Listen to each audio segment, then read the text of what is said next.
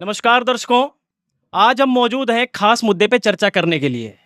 मुद्दा हमारा ये है कि आज संसार में बहुत सारे धर्मगुरु हैं और इन धर्मगुरुओं के बीच में हमने एक असली संत की पहचान करनी है।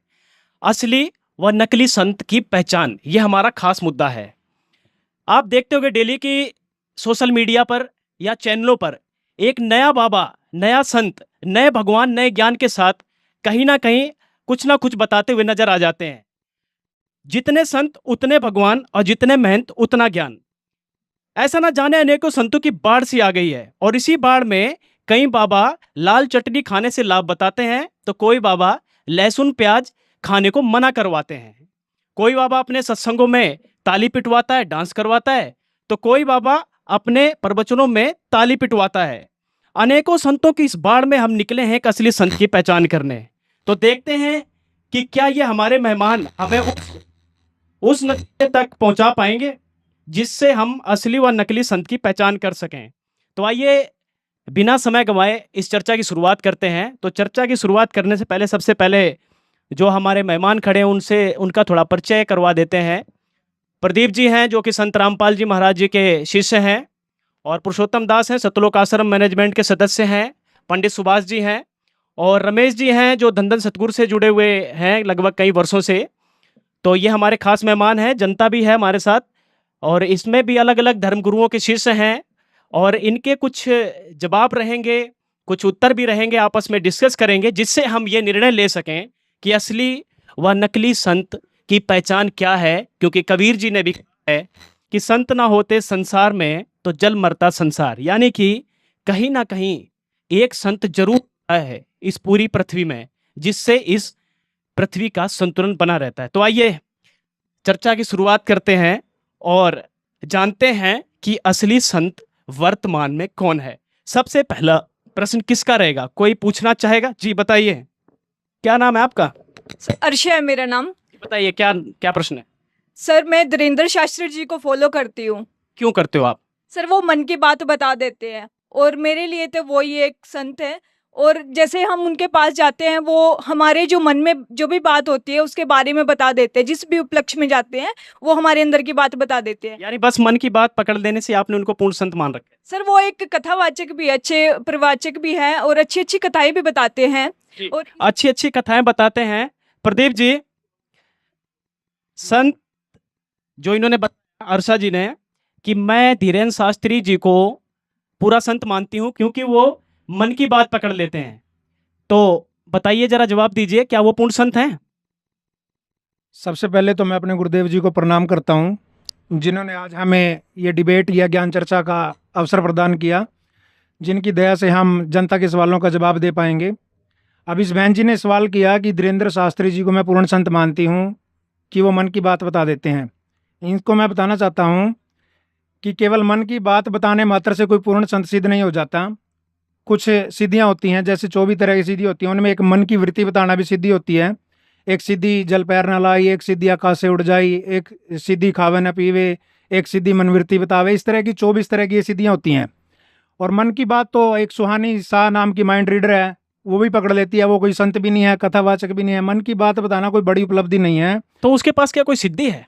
जी, पिछली भक्ति की कमाई से कुछ सिद्धि इकट्ठी हो जाती है। और आजकल तो साइंस ने भी इतनी सिद्धियां कर ली हैं, एक लाई डिटेक्टर मशीन का इजाद कर ली है, उसमें भी किसी इंसान को डाल देते हैं ना तो वो अपने आप ही सच बोलना शुरू कर देता है, यानी मन की बात बताना शुरू कर देता है।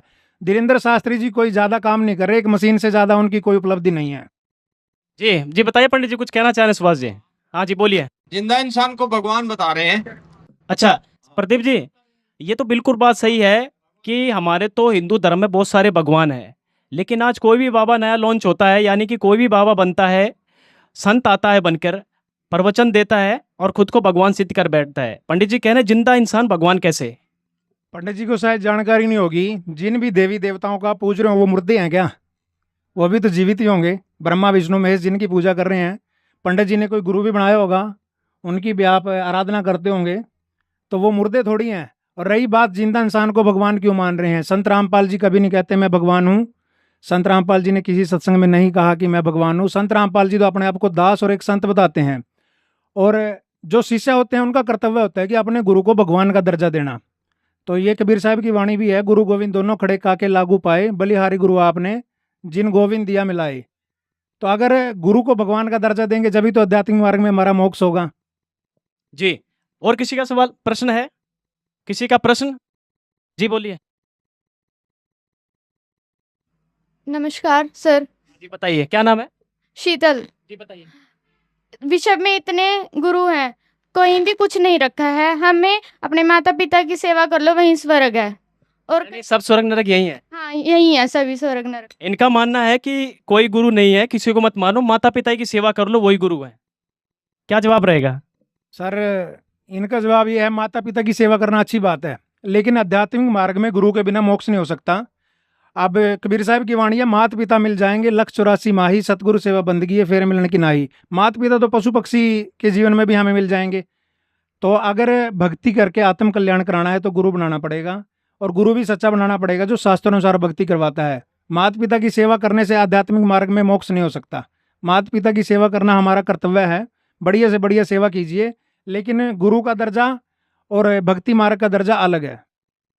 जी रमेश जी, कुछ कहना चाहेंगे आप भी? हाँ, हम कुछ कहना चाहेंगे जी सर। बोलिए।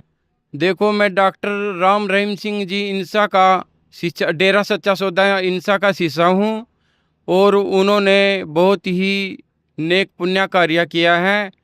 उन्होंने देखो हमें पिताजी का बब्बर शेर बताया है, हम पिताजी के बब्बर शेर हैं। और देखो हम रोम रोम में बसा है हमारे पिताजी, हमारे शरीर में भी कण कण में ये हाथ में व्यापक क्या है। लिखा हुआ है? ये शाश्वत नाम जी गुरमीत जी तेरा आसरा। अच्छा, इतनी दीवान की हाथ में छपवा दिया। हाँ, हमारे अंदर उस पिताजी का बहुत ही दिलों से उसका मैं बहुत स्वागत करता हूँ। मैं उसका जी, क्या कुछ कहना आभारी चाह रही हैं हूँ। आप? बताइए, क्या नाम है? मेरा बबली दासी है जी। जी बोलिए। मैं ये राम रहीम के बारे में ये कहना चाहती हूँ जी, राम रहीम के तो लक्षण भी एक संत के नहीं है जी। वो नाचते हैं, गाते हैं, डांस करते हैं, फिल्म बनाते हैं। अगर संत ऐसा करेंगे तो समाज को क्या खा ज्ञान ये देंगे? मीरा जी भी तो नाचती थी। मीरा जी भी नाचती थी, पुरुषोत्तम दास जी, मीरा जी भी नाचती थी। ये देखो। कह रहे हैं मीरा जी भी डांस करती थी, हाँ। कृष्ण जी की पुजारण थी, तो नाचने में क्या बुराई है?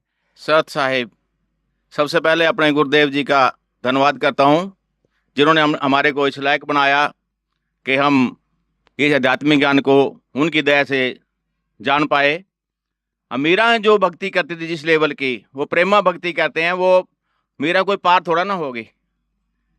कृष्ण जी ने खुद प्रकट होकर मीरा जी को बोला था कि मीरा, तू मेरे लोक में तो आ जाएगी जितना तेरा प्रेम है, जिस लेवल की तू भक्ति करती है, लेकिन मोक्ष तेरा नहीं है, मुक्ति तेरे को नहीं मिलेगी। उसके लिए पूर्ण संत आपको ढूंढना पड़ेगा। और उस टाइम कबीर साहब आए हुए थे, रविदास जी उनके शिष्य थे।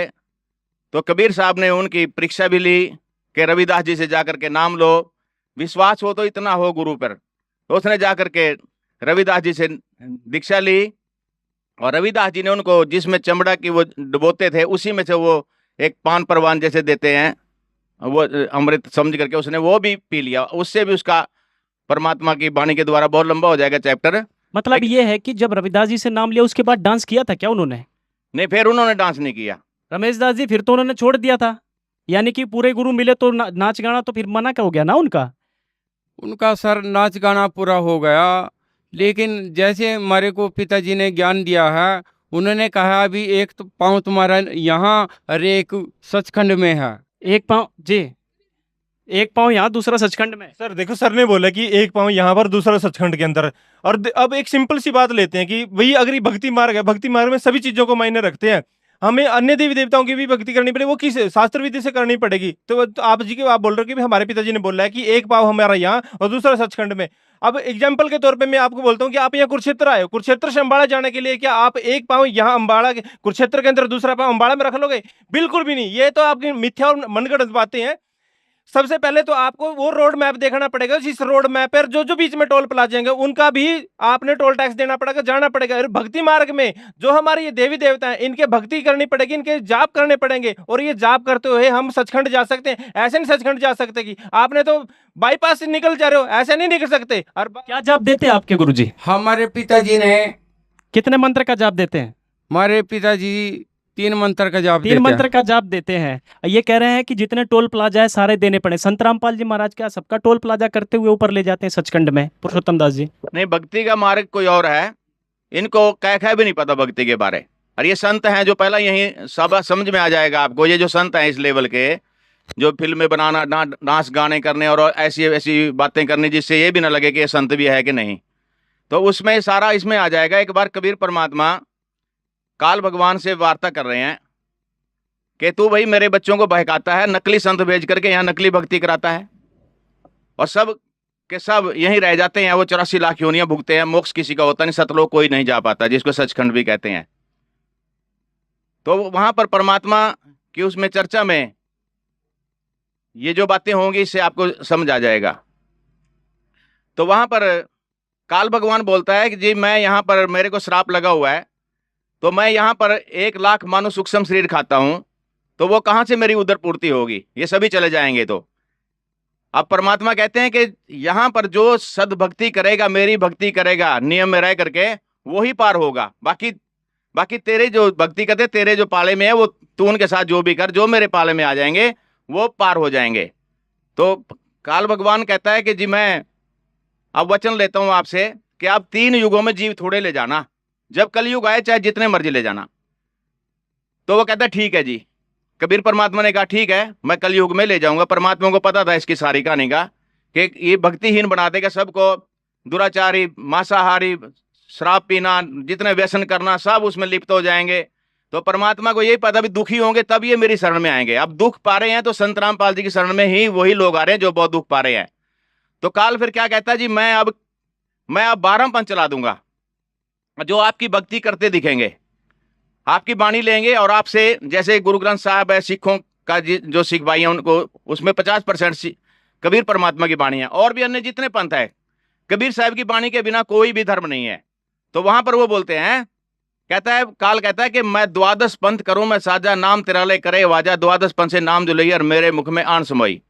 वो 12 पंथों से नाम भी लेंगे, वो दिखेंगे भी गुरु, वो बड़े बड़े संप्रदाय जुड़ जाएंगे, जैसे किसी के 2 करोड़ शिष्य हैं, किसी के 4 करोड़ शिष्य हैं, और कबीर पंथ के भी 20 करोड़ कबीर साहब को मानने वाले हैं इस देश में। सबसे बड़ा संप्रदाय कबीर पंथियों का है, लेकिन ज्ञान उन पे भी पूरा नहीं है। अब ये सुनियोजित समय है, पढ़ा लिखा समाज है, वेद किताब झूठे नहीं भाई, झूठे हैं जो समझे नहीं। अब सब अपना पढ़ेंगे वेदों को, शास्त्रों को, और इस ज्ञान पे लगेंगे।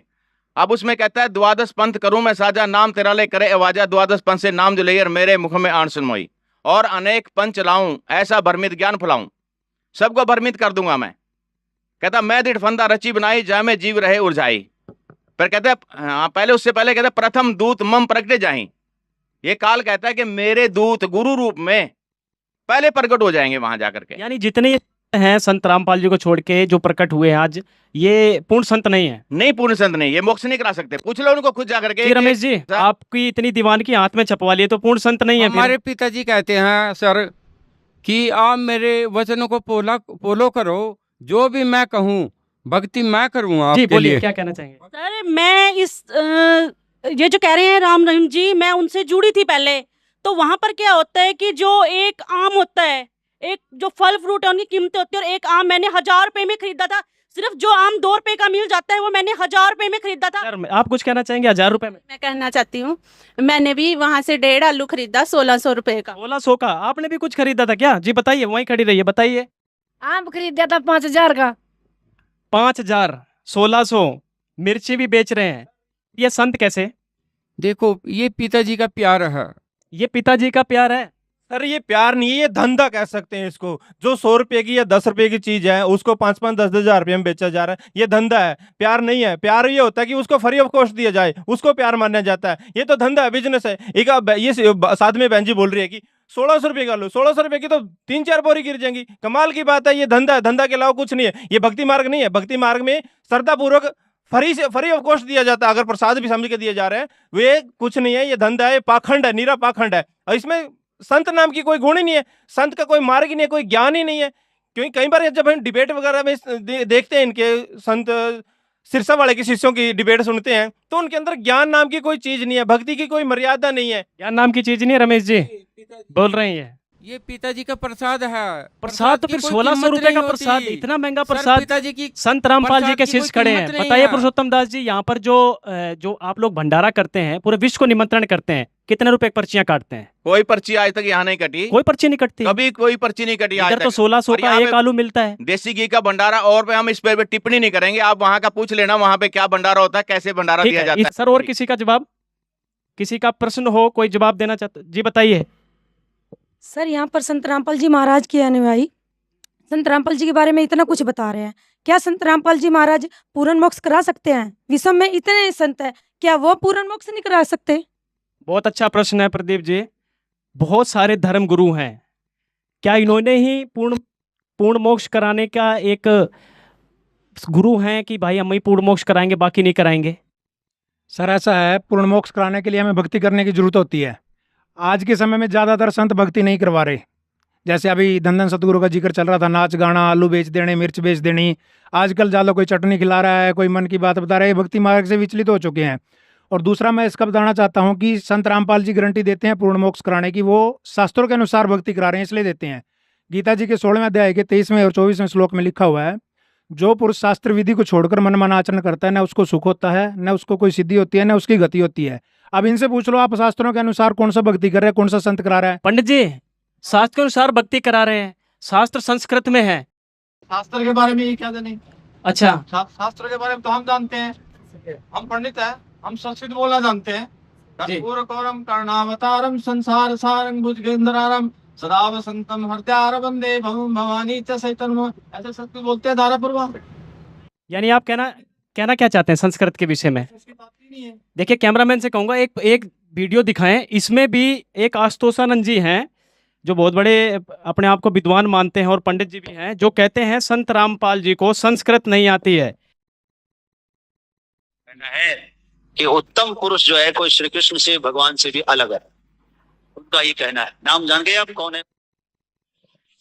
तो सबकी निंदा ही करता रहता वो, निंदा के अलावा कुछ सोचा ही नहीं बंदे ने। आओ हम आपको बताते हैं। उनका प्रश्न ये है कि उत्तमा पुरुषस्तन्य भगवान कह रहे हैं, ये कह रहे हैं कि संत रामपाल जी निंदा करते रहते हैं, पुरुषोत्तम दास जी निंदा करते रहते हैं, संस्कृत नहीं आती संत रामपाल जी को। निंदा और निठार में अंतर होता है भगत जी। जी, एक ये कह रहे हैं कि संस्कृत नहीं आती। संस्कृत का विद्वान हो रहा है, संस्कृत से पढ़ लेना किसी चीज को, उससे वो विद्वान नहीं बन जाएगा। वो संस्कृत को पढ़ लेता है, उस संस्कृत का विद्वान हो गया।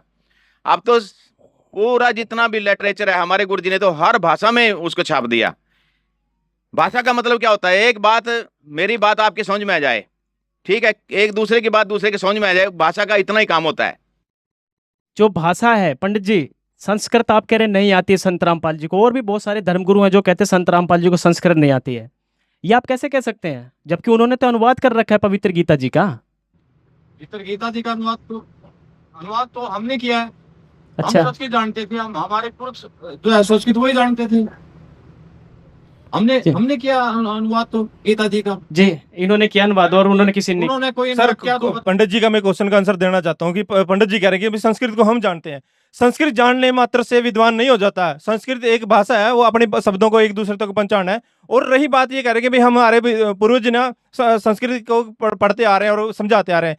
प्रथम बात तो मैं ये कहता हूँ, आज तक किसी भी धर्मगुरु ने आज तक गीता को या पवित्र वेदों को, किसी भी शास्त्र को खोल के नहीं दिखाया। ओनली आज की डेट में संत रामपाल जी महाराज हैं जो पवित्र गीता जी को, पवित्र सभी धर्मों को खोल के दिखा रहे हैं कि भाई इनके अंदर लिखा क्या है और भक्ति किसकी करनी चाहिए, वो परमात्मा है कौन और उसकी पाने की विधि क्या है। आज तक जिस भी ब्राह्मण समाज ने, जो पंडित हैं, उन्होंने क्या किया था, ओनली गीता जी को हमारे जो जोत बत्ती लगाते हैं वहां पे लाल कपड़ा के अंदर लपेट के वहां पे उसकी धूप बत्ती करने के लिए बोला है। ओनली संत रामपाल जी महाराज ने कहा है उस पवित्र ग्रंथ को उठाइए और उसको खोल के देखो, क्योंकि आज पूरा समाज पढ़े लिखा है। उसको खोल के उसके अंदर जब देखा, आज हमारी आंखें खुल चुकी हैं। वो परमात्मा की भक्ति बताई गई है और वो परमात्मा है कौन, वो कबीर है और वो प्रमाणित भी कर दिया। देखो जी, पता है। ठीक है। हाँ सर, प्रदीप जी कुछ कहना चाह रहे हैं? सर मैं इसके बारे में बताना चाहता हूँ कुछ। 2 मिनट जी, प्रदीप जी से जवाब लें। हाँ बताइए। बताना चाहता हूँ, पंडित जी को बताना चाहता हूँ भाई, ये संस्कृत का ठेका उठा रहे हैं आज तक। इन्होंने कहा संस्कृत सिर्फ हमें ही आती है, इनका बस चले तो ये किसी को हिंदी भी ना पढ़ने दे आने वाले टाइम में। ये तो परमात्मा की दया हुई कि सभी शास्त्रों का अनुवाद हो गया, डिक्शनरी आ चुकी है, संत रामपाल जी ने सबका अनुवाद कर दिया है। अब इनसे एक सवाल का जवाब पूछिए आप। गीता जी के 18वें अध्याय का 66वां श्लोक है, सर्वधर्मान प्रत्यज माम एकम शरणम व्रज अहम तवा मोक्षयामि पाप है मास ऊंचा। ऐसा कुछ लोग हैं, इनसे पूछना व्रज का क्या अर्थ होता है, बता क्या अर्थ देंगे होता तो है ये। सुभाष जी, बताइए। आना वर्ज होता है जी, क्या आना होता है। आना होता है? हाँ बिल्कुल आना होता है। आप बताइए अरे क्या अर्थ पंडित है? जी क्यों जिंदगी खो दी आपने, संस्कृत का अर्थ भी नहीं आपको तो पता, आना होता है। आपके पूर्वजों ने भी नहीं सीखा, आपने भी नहीं सीखा।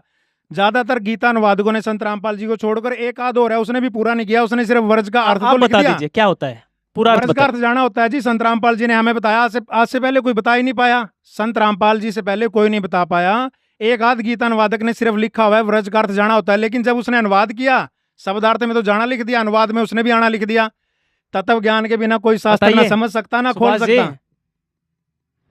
उल्टा अर्थ निकाल रहे हैं आप? ऐसे ही बोलते रहते ऐसे ही बोलते रहते हैं। पंडित जी अब वो समय चला गया, आपके बहकावे में आ जाएगी जनता, अब वो टाइम चला गया। अब तो आप गूगल पे सर्च मार लो, हर चीज का अर्थ मिल जाएगा आपको, हर शास्त्र गूगल पे है।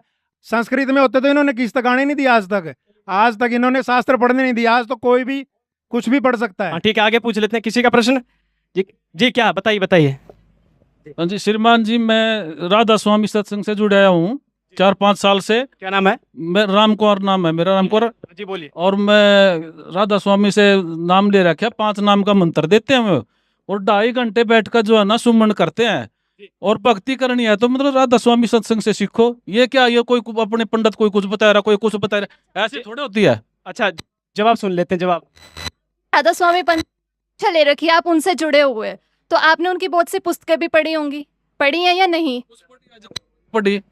उनकी पुस्तक आपने पढ़ी होगी, तो एक जीवन चरित्र स्वामी जी महाराज जी के नाम से उनकी पुस्तक है। उसके पेज नंबर 80 पे आप अगर देखोगे तो वहाँ लिखा है कि जो शिवदयाल जी थे, जो धार्मिक इनके गुरु थे आपके, उनकी मृत्यु के बाद वो अपनी ही शिष्या बुक्की में आकर बोल रहे हैं, भूत की तरह वो प्रवेश करके बोल रहे हैं, अपने अन्य अनुयायियों का शंकाओं का समाधान कर रहे हैं। तो इसका मतलब उनका तो मोक्ष हुआ नहीं। उन्होंने जो भक्ति की 5 नाम का जो जाप किया उससे तो उनका मोक्ष हुआ नहीं, वो तो भूत बन के उसमें बैठे हुए हैं।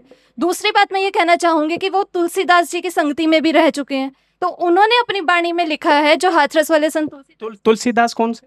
जी हाथरस वाले संत तुलसीदास जी हैं, उन्होंने अपनी वाणी में लिखा है कि 5 नाम काल के जानो तब दानी मन शंका आनो। यानी जो नाम ये 5 नाम का जाप करते हैं वो तो काल के जाप है, तो इनसे आपका मोक्ष कैसे हो सकता है? उनका नहीं हुआ तो आप उनके अनुयायियों का कैसे हो सकता है? इसका जवाब चाहिए मुझे। अगर जो मोक्ष करना है इस तरह सब जीवों का मोक्ष हो गया, सब यहाँ से चले गए, तो यहाँ पे कौन रहेगा? पुरुषोत्तम दास जी कौन रहेगा यहाँ जब चले गए? साहब जी जी बोलिए। अब राधा स्वामी की तो बहुत लंबी कहानी है, हमारे गुरुदेव जी ने बहुत लंबा बता रखा है। मैं थोड़ा सब बताता हूँ आपको कि इनकी थ्योरी कुछ और है, लिखा कुछ और है। गुरु गोविंद दोनों खड़े काके लागू पाए, बलिहारी गुरु आपना जे गोविंद दिया मिलाए। मैंने एक बहुत बड़े राधा स्वामी से पूछा कि भाई आपके गुरु जी ने कौन परमात्मा बताया? जैसे हमारे गुरु जी ने बता दिया कि कबीर परमात्मा है, ठीक है ठीक है ठीक है, और आपके गुरु जी ने कौन बताया? तो उसका मुंह सफेद पड़ गया। बाद में उसने बोला साडा भी कबीर साहब ही है, पंजाबी था वो। अच्छा जी। मतलब कोई जवाब नहीं किसी के पास। ये वहां ये भी नहीं मानते कि वहां कुछ साकार रूप में कुछ है भी है। जहां जाना है हमने सतलोक में, वो सचखंड बोलते हैं, उनको ये भी नहीं पता। वो उनकी थ्योरी है कि जैसे बूंद समुद्र में समा जाती है, जैसे प्रकाश में हम प्रकाश में मिल जाएंगे जाकर के, बस अस्तित्व खत्म। समुद्र में बूंद मिल गई, उसका अस्तित्व खत्म। परमात्मा ने हमारे को साकार रूप में बनाया, अपने शरीर से निकाला। तो वहां पर इंदुमती की कथा इन्होंने अपनी पुस्तक में ले रखी है। अब इंदुमती रानी कहती है तो बहुत लंबी कहानी है। वो कहती है कि जब मैं सतलोक में गई, सचखंड में गई, तो वहां कबीर परमात्मा सिंहासन पर बैठे थे, और मैंने उनको कहा कि हे गुरुजी, आप मेरे को बता देते कि मैं ही परमात्मा हूं, तो मेरे को इतना परेशान होने की, इतनी भक्ति करने की जरूरत भी नहीं थी। इन्हीं की किताब में लिखा है? हाँ, प्रमाण है? प्रमाण है। अच्छा, तो वो परमात्मा बोले कि इंदुमती, मैं आपको तेरे को बता देता ना कि मैं ही परमात्मा हूं, तो विश्वास ना करती।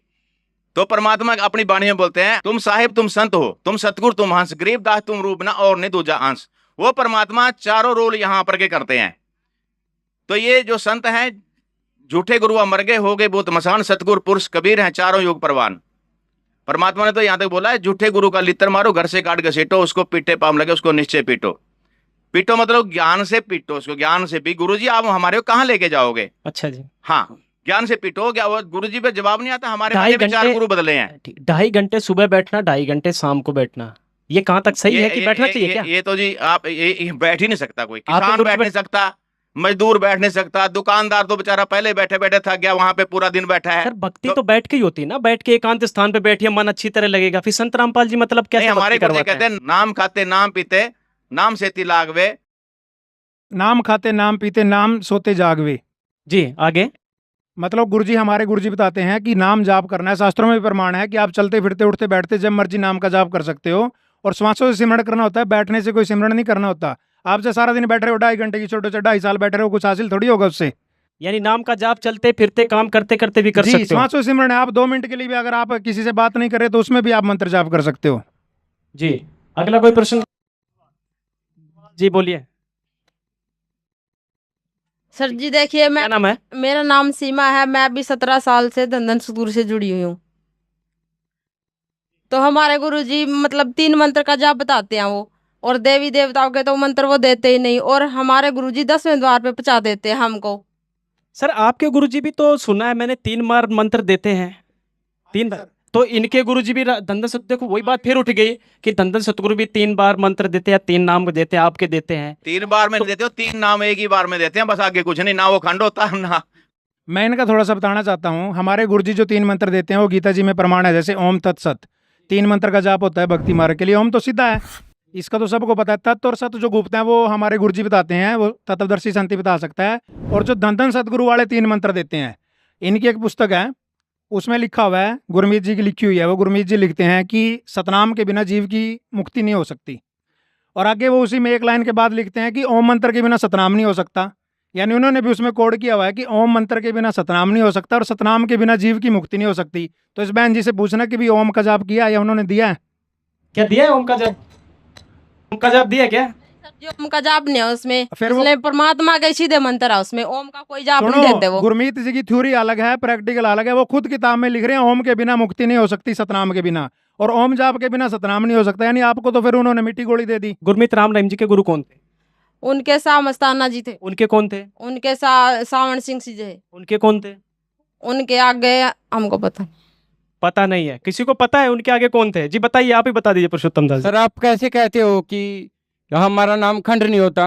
खंड तो हमारा भी नाम होता है। अरे आपका नाम ही नहीं, खंड क्या होगा? नाम ही नहीं है, वो मंत्री नहीं आप कर रहे हो। नहीं, हमारे आप पिताजी सुनो, कहते हैं भी सुनो, कान पकड़ के एक दंड मिनट। सतगुरु बोलो, माफी मिल जाएगी। ऐसे माफी नहीं। सुनो, 500 का नोट मान लो सरकार ने बना दिया और आप चिल्ड्रन बैंक वाला नोट जेब में पा रहे हो, कह रहे हो मेरा नोट असली है। ऐसे कैसे हो जाएगा?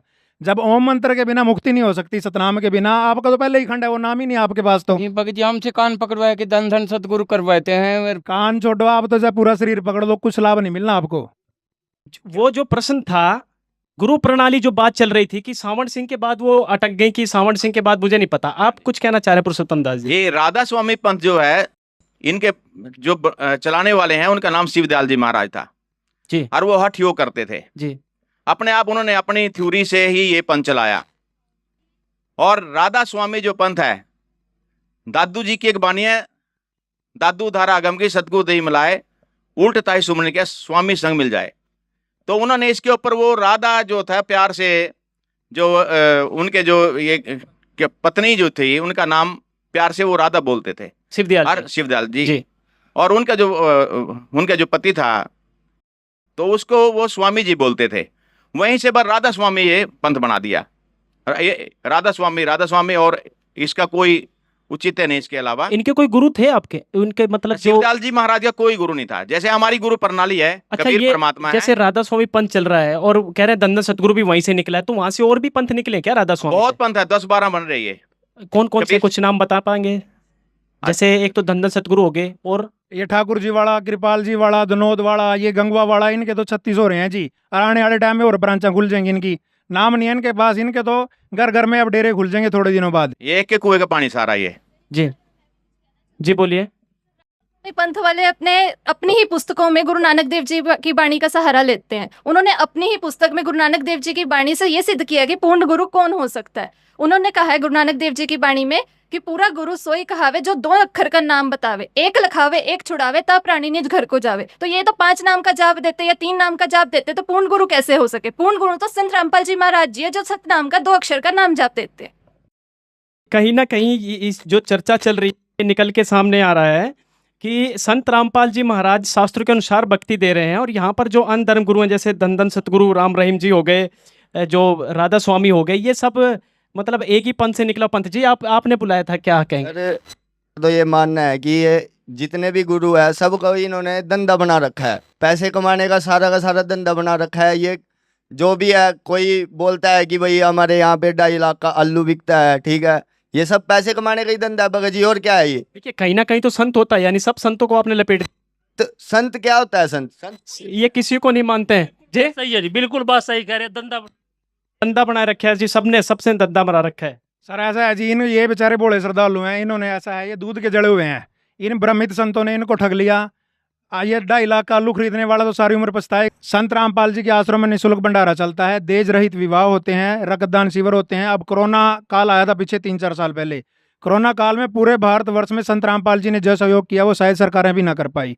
अभी पीछे 6 महीने पहले बाढ़ आई थी, हरियाणा में विशेषकर बाढ़ आई थी। संत रामपाल जी ने और उनके अनुयायियों ने जितना राशन, चारा, दवाइयाँ, पानी, जितना दूध हो सकता था वो सभी बांटा, गांव-गांव जाके, किसी से एक पैसा नहीं लिया। आज भी किसी को अगर कोई ऐसा संकट आ जाता है, किसी भी जगत भाई बहन को कोई सीरियस बीमार है या खाने पीने की वस्तु का अभाव है, संत रामपाल जी महाराज के अनुयायी उनके आदेश से निःशुल्क उनकी सेवा करते हैं जाके। और ये 2.5 लाख में आलू बेचते हैं, क्या सेवा करेंगे जी?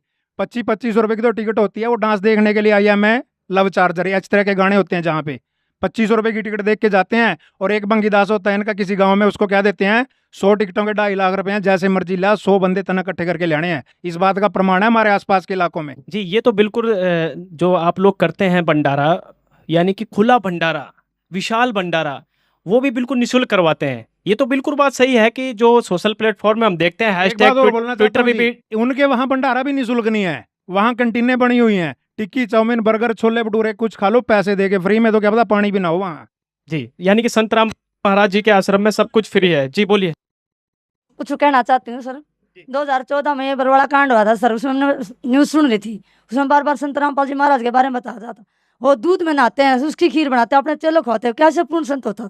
क्या पूर्ण संत हो सकते हैं? ये तो बात बिल्कुल सही है, मीडिया में चली थी ये खबर। ऐसा है जी, मीडिया तो कुछ भी चला दे। मीडिया तो कहते हैं भैंस के 2 सींग की बजाय एक होता है, तो जनता मान थोड़ी लेगी। अब ये बहन जी भ्रमित हैं कि संत रामपाल जी दूध में नहाते थे। मैं इनसे पूछना चाहता हूँ कि या कोई उसकी वीडियो फुटेज हो, कोई किसी ने फोटोग्राफी की हो, या कोई वहाँ पे आप कहते पाइपलाइन बिछी हुई थी जी, सुरंग के जरिए दूध जाता था, कोई उसकी फोटो आई हो, मनगढ़ंत वीडियो बना रखी है और संत रामपाल जी को बदनाम करने के लिए मीडिया ने ये प्रोपगंडा अपनाया। मैं आपको एक इसमें थोड़ा सा दिखाता हूँ, कैमरामैन से कहूँगा एक बार दिखाएं। अब संत रामपाल जी पर आरोप लगा देते हैं कि वो दूध में नहाते थे। अब ये मैं एक फोटो दिखा रहा हूँ, ये लिखा हुआ है, मंदिर से बाहर निकले कुबेर महाराज, ये देखो दूध से नहा रहे हैं। ना किसी हिंदू धर्म के श्रद्धालु की भावनाएं आहत होती इससे, ना कोई मीडिया वाला वहाँ कहता कि ये दूध से नहा रहे हैं। और संत रामपाल जी के नहाने का तो कोई प्रमाण भी नहीं आज तक। सिद्ध कर दो, मनगढ़ंत बातें करने से कुछ नहीं होता, कोई प्रमाण दो कि वो दूध से नहाते थे। अब ये कुबेर जी महाराज दूध से नहा रहे हैं, अरे सारा दूध नाली में जा रहा है, बताओ किसी पे प्रमाण हो? एक नहीं, एक और दिखाता हूँ आपको मैं। अब ये देखो, ये बैठे हैं, एक ये तपस्वी बने हुए, ये दूध से नहा रहे हैं। एक और दिखाता हूँ, अभी रुक जाओ, कितने प्रमाण हैं। ये देखो, ये माताएं बहनें इसको दूध में नहला रही हैं। ये कौन है शख्स, इसको देखो ध्यान से। हजारों मिल जाएंगे हिंदू धर्म में या किसी में भी दूध से नहाने वाले। और संत रामपाल जी महाराज ना कभी दूध से नहाए, ना कभी नहलाते। खाने पीने वाली चीजों को व्यर्थ करने की संत रामपाल जी महाराज ने ना कोई आदेश दिया, ना वो ऐसा करते हैं। ये तो अंधविश्वास और पाखंडी लोग ऐसा करते हैं कि कहीं भी दूध चढ़ा दिया या कहीं भी दूध से नहला दिया। अच्छा ठीक है, 2 मिनट। हाँ जी बताइए सर। ये ना मीडिया का प्रोपगंडा है, ये आप मीडिया की जीता जागता प्रमाण देता हूँ। ये किसान आंदोलन था 2 साल पहले, किसानों को खालिस्तानी बता दिया था। ये मीडिया का ना, आप लोगों की नहीं, ये गिरी हुई हरकतें हैं कि जो पहले उन किसानों को खालिस्तानी बता दिया, जब वो बाढ़ आती है या कहीं आपदाएं आती हैं, वो किसान फिर वो अंधाता हो जाता है। ये मिथ्या कारण है और इन लोगों को शर्म आनी चाहिए। जनता को एक चौथा पिलर होता है न्यूज मीडिया, और ये मीडिया अपने स्तर से गिर चुके हैं। शर्म आनी चाहिए इनको भी, क्या बता रहे हैं, कम से कम जनता को सच्चाई तो दिखाएं। जनता जागरूक है, आज की डेट में सोशल मीडिया का प्लेटफॉर्म है, इसके ऊपर जाके खुद बंदा चेक कर सकता है। और जो मीडिया चैनल है, इनको तो सतर बिल्कुल गिर चुका है। शर्म आनी चाहिए। आप लोगों से भी हाथ जोड़ के रिक्वेस्ट करते हैं, जो सच्चाई होती है वही दिखाएं जनता। हम तो सच्चाई दिखा रहे हैं यहाँ पे, पूर्ण संत की पहचान करवा रहे हैं जी। बताइए पुरुषोत्तम दास। और ये मीडिया वालों ने फिर माफी भी मांगी जी। हमारे पास के प्रूफ है, जो आरोप सतगुरु के ऊपर लगाए थे जी, सब ने माफी मांगी। एक भ्रम फैलाया हुआ है, जो कहीं किसी ने नाम ले लिया कि वो कहते हैं गुरु नहीं बदलना, गुरु तो ऐसा जैसे पति बदल लिया। नहीं, ये जीवन का सौदा है, हमने मोक्ष प्राप्त करना है, दोबारा मानव जन्म नहीं मिलेगा। मानव जन्म दुर्लभ है, मिले ना बारंबार, तरवर से पता टूट गए, बहुत लगता डार। मैंने खुद 4 गुरु बदले हैं, 4 जी। जब तक गुरु बदलो 10 पाचा, तब तक गुरु मिले ना साचा। अब ये काल की जो जितना भी काल बलि की जेल है, ये 3 लोग पिंजरा भय, पुण्य पाप 2 जाल, सभी जीव भोजन भय, खाने वाला काल। एक पापी एक पुण्य आया, एक है सुम दलेल वे, बिना भजन कोई काम नहीं आया, सब है यम की जेल वे। हम काल बलि की जेल में हैं, यहाँ से ये काल नहीं चाहता कोई भी यहाँ से निकल जाए। इस काल भगवान को 1 लाख रोज मानो सूक्ष्म शरीर खाने पड़ते हैं। माया आदि निरंजन भाई अपने जामे आपे खाई। अगर ये 1 लाख इसको नहीं मिलेंगे तो इसकी उधर पूर्ति नहीं होती, तभी ये पैदा भी करवाता है। रजगुण ब्रह्मा, सतगुण विष्णु, तमगुण शिव जी। राम कृष्ण अवतार हैं, इनका नहीं संसार। जिन साहिब संसार किया उन्होंने जन्म नार। 3 देव को सबको ध्यावे, चौथे देव को मर्म न पावे, चौथा छोड़ पंचम को ध्यावे, कहें कबीर सो हमरे घर आवे। कबीर पूर्ण परमात्मा है, इसके लिए समय लगेगा, पूरा सिद्ध कर देंगे कबीर परमात्मा है। 4 वेद, 6 शास्त्र, 18 पुराण, बाइबल, कुरान, गुरु ग्रंथ साहिब, सब में हम सिद्ध कर देंगे कि सब संतों ने जिनको परमात्मा मिले हैं वो उन्होंने लिखा है कि कबीर ही पूर्ण परमात्मा है। अभी यहाँ पे काल की सेना है सारी। 14 करोड़ यम के दूत है यहाँ पर। जितने भूत बन जाते हैं, कोई पार होता नहीं, भूत प्रेत बन जाते हैं, वो भी काल की ही सेना है। अब ये इनको ये मतलब एक भ्रम है कि गुरु बदलना नहीं चाहिए। गुरु बदलना चाहिए, कोई दिक्कत नहीं उसमें। जैसे एक डॉक्टर चाहे खास अपना रिश्तेदार भी हो, जब नहीं इलाज हो रहा तो दूसरे पे चले जाते हैं उसी टाइम इलाज कराने। हमारे को जन्म मरण का रोग है, ठीक है। मोक्ष किसको, किसी को धरती वही नहीं पता मोक्ष क्या होता है, किसको मुक्ति बोलते हैं। जी बोलिए जी, क्या कहना चाहेंगे? जय श्री राम, जय बालाजी। सर मेरा नाम मुकेश है, मैं कुरुक्षेत्र से हूँ और मैं बहुत देर से देख रहा हूँ ये गुरु गुरु गुरु लगा रखी है यहाँ पे। सर हम बालाजी के मानने वाले हैं और बालाजी ने हमारे ठाठ करके हैं। और कहा भी गया है कि पृथ्वी पे 4 सुख है। पहला सुख निरोगी काया, दूसरा सुख जेब में माया, तीसरा सुख सुलक्षणी, चौथा सुख बच्चे हो आज्ञाकारी। मेरे बालाजी ने मेरे सारे 4 सुख दे रखे हैं, तो मेरे को गुरु बनाने की क्या जरूरत है? पूछिए इनसे। सारे सुख तो इनके बालाजी जी दे रहे हैं, जवाब दीजिए। सर ऐसा है, भाई साहब का सवाल है कि मेरे को सारे सुख बालाजी ने दे दिए, गुरु बनाने की क्या आवश्यकता है? आप कह रहे हैं मेरे बच्चे आज्ञाकारी हैं। पहला तो इनसे मैं ये कहना चाहता हूँ, आपके बच्चों को भी आप स्कूल में ना भेजा करो, गुरु बनाने की जरूरत ही नहीं है। क्या करेंगे? पढ़ाई करेंगे, बिना टीचर के तो पढ़ लेंगे घर पे बैठ के ही। जब एक पढ़ाई मार्ग में भी गुरु की, अध्यापक की जरूरत पड़ती है, तो भक्ति मार्ग में भी जरूरत पड़ती है। और ये कह रहे हैं कि बालाजी ने मेरे ठाठ कर दिए, जय श्री राम, जय बजरंगबली। जो बालाजी को नहीं मानते ना, उनके भी ठाठ हो रहे हैं। जो किसी को भी नहीं मानते, जो नास्तिक है ना, उनके भी ठाठ हो रहे हैं। दूसरी बात यह है, अब ये जय श्री राम का नारा लगाते हैं, ठीक है। राम 3 देवताओं में आते हैं, ब्रह्मा विष्णु महेश। विष्णु जी के अवतार हैं रामचंद्र जी। अब एक वाणी है कबीर साहिब जी की, एक राम दशरथ का बेटा, एक राम गट गट में बैठा, एक राम का सकल बसारा, एक राम इन सबसे न्यारा। जो दशरथ के पुत्र श्री रामचंद्र जी हैं, उनसे आगे तो इनको पता ही नहीं। और रही बात गुरु ना बनाने की, आध्यात्मिक मार्ग में गुरु के बिना मोक्ष नहीं हो सकता। गुरु बनाना सबसे पहली सीढ़ी है। कबीर साहब ने भी कहा है, गुरु के बिना आत्म कल्याण नहीं हो सकता। इसलिए, और विदेशों में कोई ना बालाजी को मानता, ना किसी अन्य देवी देवता को मानता, उनके भी ठाठ हो रहे हैं। ठाठ होना कोई उपलब्धि नहीं है, ठाठ तो किसी के भी हो जाते हैं। नाचने गाने वालों के ठाठ हो रहे हैं, जो कुछ भी नहीं करते। गुरु क्यों बनाए? आत्म कल्याण के लिए, मोक्ष मार्ग के लिए गुरु बनाना जरूरी है। गीता जी में भी लिखा हुआ है कि इस ज्ञान को समझने के लिए तत्वदर्शी संतों के पास जाओ। जी बताइए। वो श्री राम का हनुमान जी का नारा बोला है ना। जी जी। तो परमात्मा कहते हैं, राम राम सब जगत बखाने और आदि राम को बिरला जाने। 30 करोड़ रामा अवतारी, असीता संग रहती नारी। परमात्मा कबीर साहब 4 युगों में आते हैं। सतयुग में सतयुग का तेरा, द्वापर नाम मुनिंदर मेरा। मुनिंदर जी हनुमान जी को समझा रहे हैं, कहे मुनिंदर सुनो हनुमाना, क्यों रंग्या जूठे रंग में। कह रहा 30 करोड़ राम जा लिए जैसे से जीत जीत के जग ने, मोक्ष नहीं हुआ। मोक्ष का मार्ग कोई और है। सत साहिब, मोक्ष का मार्ग कुछ और है। जी बोलिए जी, आप हाथ खड़ा कर रही थे।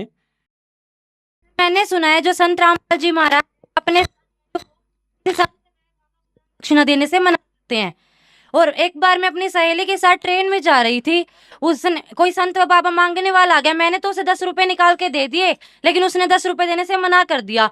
ऐसा क्यों? क्या ये पूर्ण संत की पहचान है? किसी संत व बाबा को दान दक्षिणा देने से भी मना करते हैं। सर दान दक्षिणा देना क्या गलत है? एक संत दूसरे संत को दान दक्षिणा नहीं दे सकता है? बताइए पुरुषोत्तम दास जी। दान भी देखकर ही देना चाहिए। जो दान का पात्र है वही दान देना चाहिए। जैसे हम दान देते हैं कहीं भी, ये है सारा संस्कार जुड़ जाता है वहां पे। किसी को दान दिया, वो फिर आगे पैदा होगा, उसका वापिस करेगा। अगर किसी के साथ जुल्म किया जिसने, वो फिर बाद में उसका दामाद बनेगा, लड़की भी ले आएगा, उसको फिर दुखी करेगा। ये ऐसे संस्कार बनते हैं। हम दान ऐसे ना दें जैसे कोई दान ले रहा है, हो सकता है वो शाम को दारू पीता हो। ये सारे घर भारी होते हैं, झोपड़ी में कहीं भी रहते हैं, सारा दिन मांगते हैं और शाम को ये दारू पी लेते हैं। और वहां पर वो पीटता तो पहले भी था। उस दिन किसी ने 500 रुपए दे दिए, किसी का काम बन गया, कोई कहता है अभी खुश हो रहा होगा, 500 रुपए दे दिया, उसने उतना ज्यादा दारू पी ली। और दारू पी करके बच्चों को ज्यादा पीटा, उसकी पत्नी ने बच्चों समेत जाकर के नहर में कूद के आत्महत्या कर ली। वो दोष किसको लगा? जिसने दान दिया है। दान कहाँ देना चाहिए? भंडारे भी बहुत होते हैं, पीर का ही भंडारा होता है, उसका क्या लाभ होगा वहां पे? जो किसी के वहां पे दान दिया, उसका कुष्ठ का रोग ठीक हो गया, वो सब में बंट गया। वहां पे एक होता है हमारा पिता है जो पूर्ण परमात्मा कबीर साहब, उसके वहां जो दान देगा, वहां जो भंडारा लेगा, उसका लाभ ही लाभ है। एक गुरुजी कहते हैं 1000 ज्यादा देता हूं मैं दान किया हुआ यहाँ से, और वो क्या देंगे सत साहिब? यानी सुपात्र को दिया हुआ दान फलता है, कुपात्र को दिया दान भी फलता है। जी बोलना क्या क्या है रचन? देखिए जैसे बहन जी ने बोला कि मैंने दान दिया और मेरी सहेली ने दान नहीं दिया, जो उन्होंने संत रामपाल जी महाराज से दीक्षा ली हुई थी। सबसे पहले तो मैं इस बहन का मैं ये कहना चाहता हूँ कि उन्होंने जब सुपात्र को देना, ये जैसे कि पुरुषोत्तम जी ने भी बताया कि सुपात्र को दिया दान फलता और कुपात्र को दिया दान नहीं फलता। जब बहन बोल रही थी कि, और जैसे पंडित जी भी उसकी राय में मिला रहे थे कि भाई हाँ दान देना चाहिए। दान किसको देना चाहिए? सबसे पहले तो हमें ये समझना चाहिए, हमारे संत रामपाल जी ये कहते हैं अगर कोई रोगी है उसको दवाई दिला दो, कोई भूखा है उसको खाना खिला दो, किसी के वस्त्र फटे हुए उसको वस्त्र पहना दो, ये भी तो दान होता है। और संत रामपाल जी महाराज किसी को दान देने से मना नहीं करते हैं, दान उसको दिवाते हैं जिसको आवश्यकता होती है। अब मान लो मेरे पास एग्जाम्पल का रखता हूँ, मेरे पास करोड़ों रुपये है, मैं भिखारी हूँ, और आप लोगों ने न्यूज चैनल में कई बार देखा होता है कि बस स्टैंड पे या रेलवे स्टेशन पे बहुत से भिखारी होते हैं और वो वहीं पड़ रहते हैं, उनके पास इतना पैसा इकट्ठा हो जाते हैं, वो उनको ये नहीं पता होता कितना पैसा, और वो वहीं भीख मांग मांग के इकट्ठा करके मर जाते हैं। तो दान सुपात्र को देना चाहिए। किसी को आवश्यकता है, कपड़े की आवश्यकता है कपड़े पहनाओ, खाने की आवश्यकता है उसको खाना खिलाओ, रोगी है उसको दवाई दिलाओ। इन चीजों के लिए संत रामपाल जी बकायदा शिविर लगाते हैं। और जब इनके संत रामपाल जी महाराज का आश्रमों में सत्संग होते हैं, सत्संग के दौरान बहुत से रोगी आते हैं, उनको दवाई फ्री ऑफ कॉस्ट दी जाती है। यानी कि यहाँ जो दान करा जाता है उसको उस दान का सदुपयोग किया जाता है। जैसा कि प्रदीप जी बता रहे थे, कोरोना काल में सदुपयोग किया गया, कोई गरीब है उसके लिए किया जाता है। तो ये सुपात्र जी बिल्कुल, ये तो बात सही है कि सुपात्र को दिया हुआ दान फलता भी है। और संत वही है जो समाज सुधार के साथ साथ समाज कल्याण की भी बात करे, और ये संत रामपाल जी के आश्रम में अधिकतर देखने को मिलती है। जी सुभाष जी, प्रश्न था आपका, कुछ कहना चाह रहे हैं, बताइए। हाँ, मेरा प्रश्न है, मैं जी पूछना चाहता हूँ जी कि संत रामपाल जी महाराज कबीरपंथी हैं जी, अपने आपको कबीरपंथी कहते हैं जी जी, और मूर्ति पूजा का, कबीर साहब तो मूर्ति पूजा का खंडन करते हैं जी, लेकिन ये मूर्ति क्यों लगाते हैं फिर अपनी?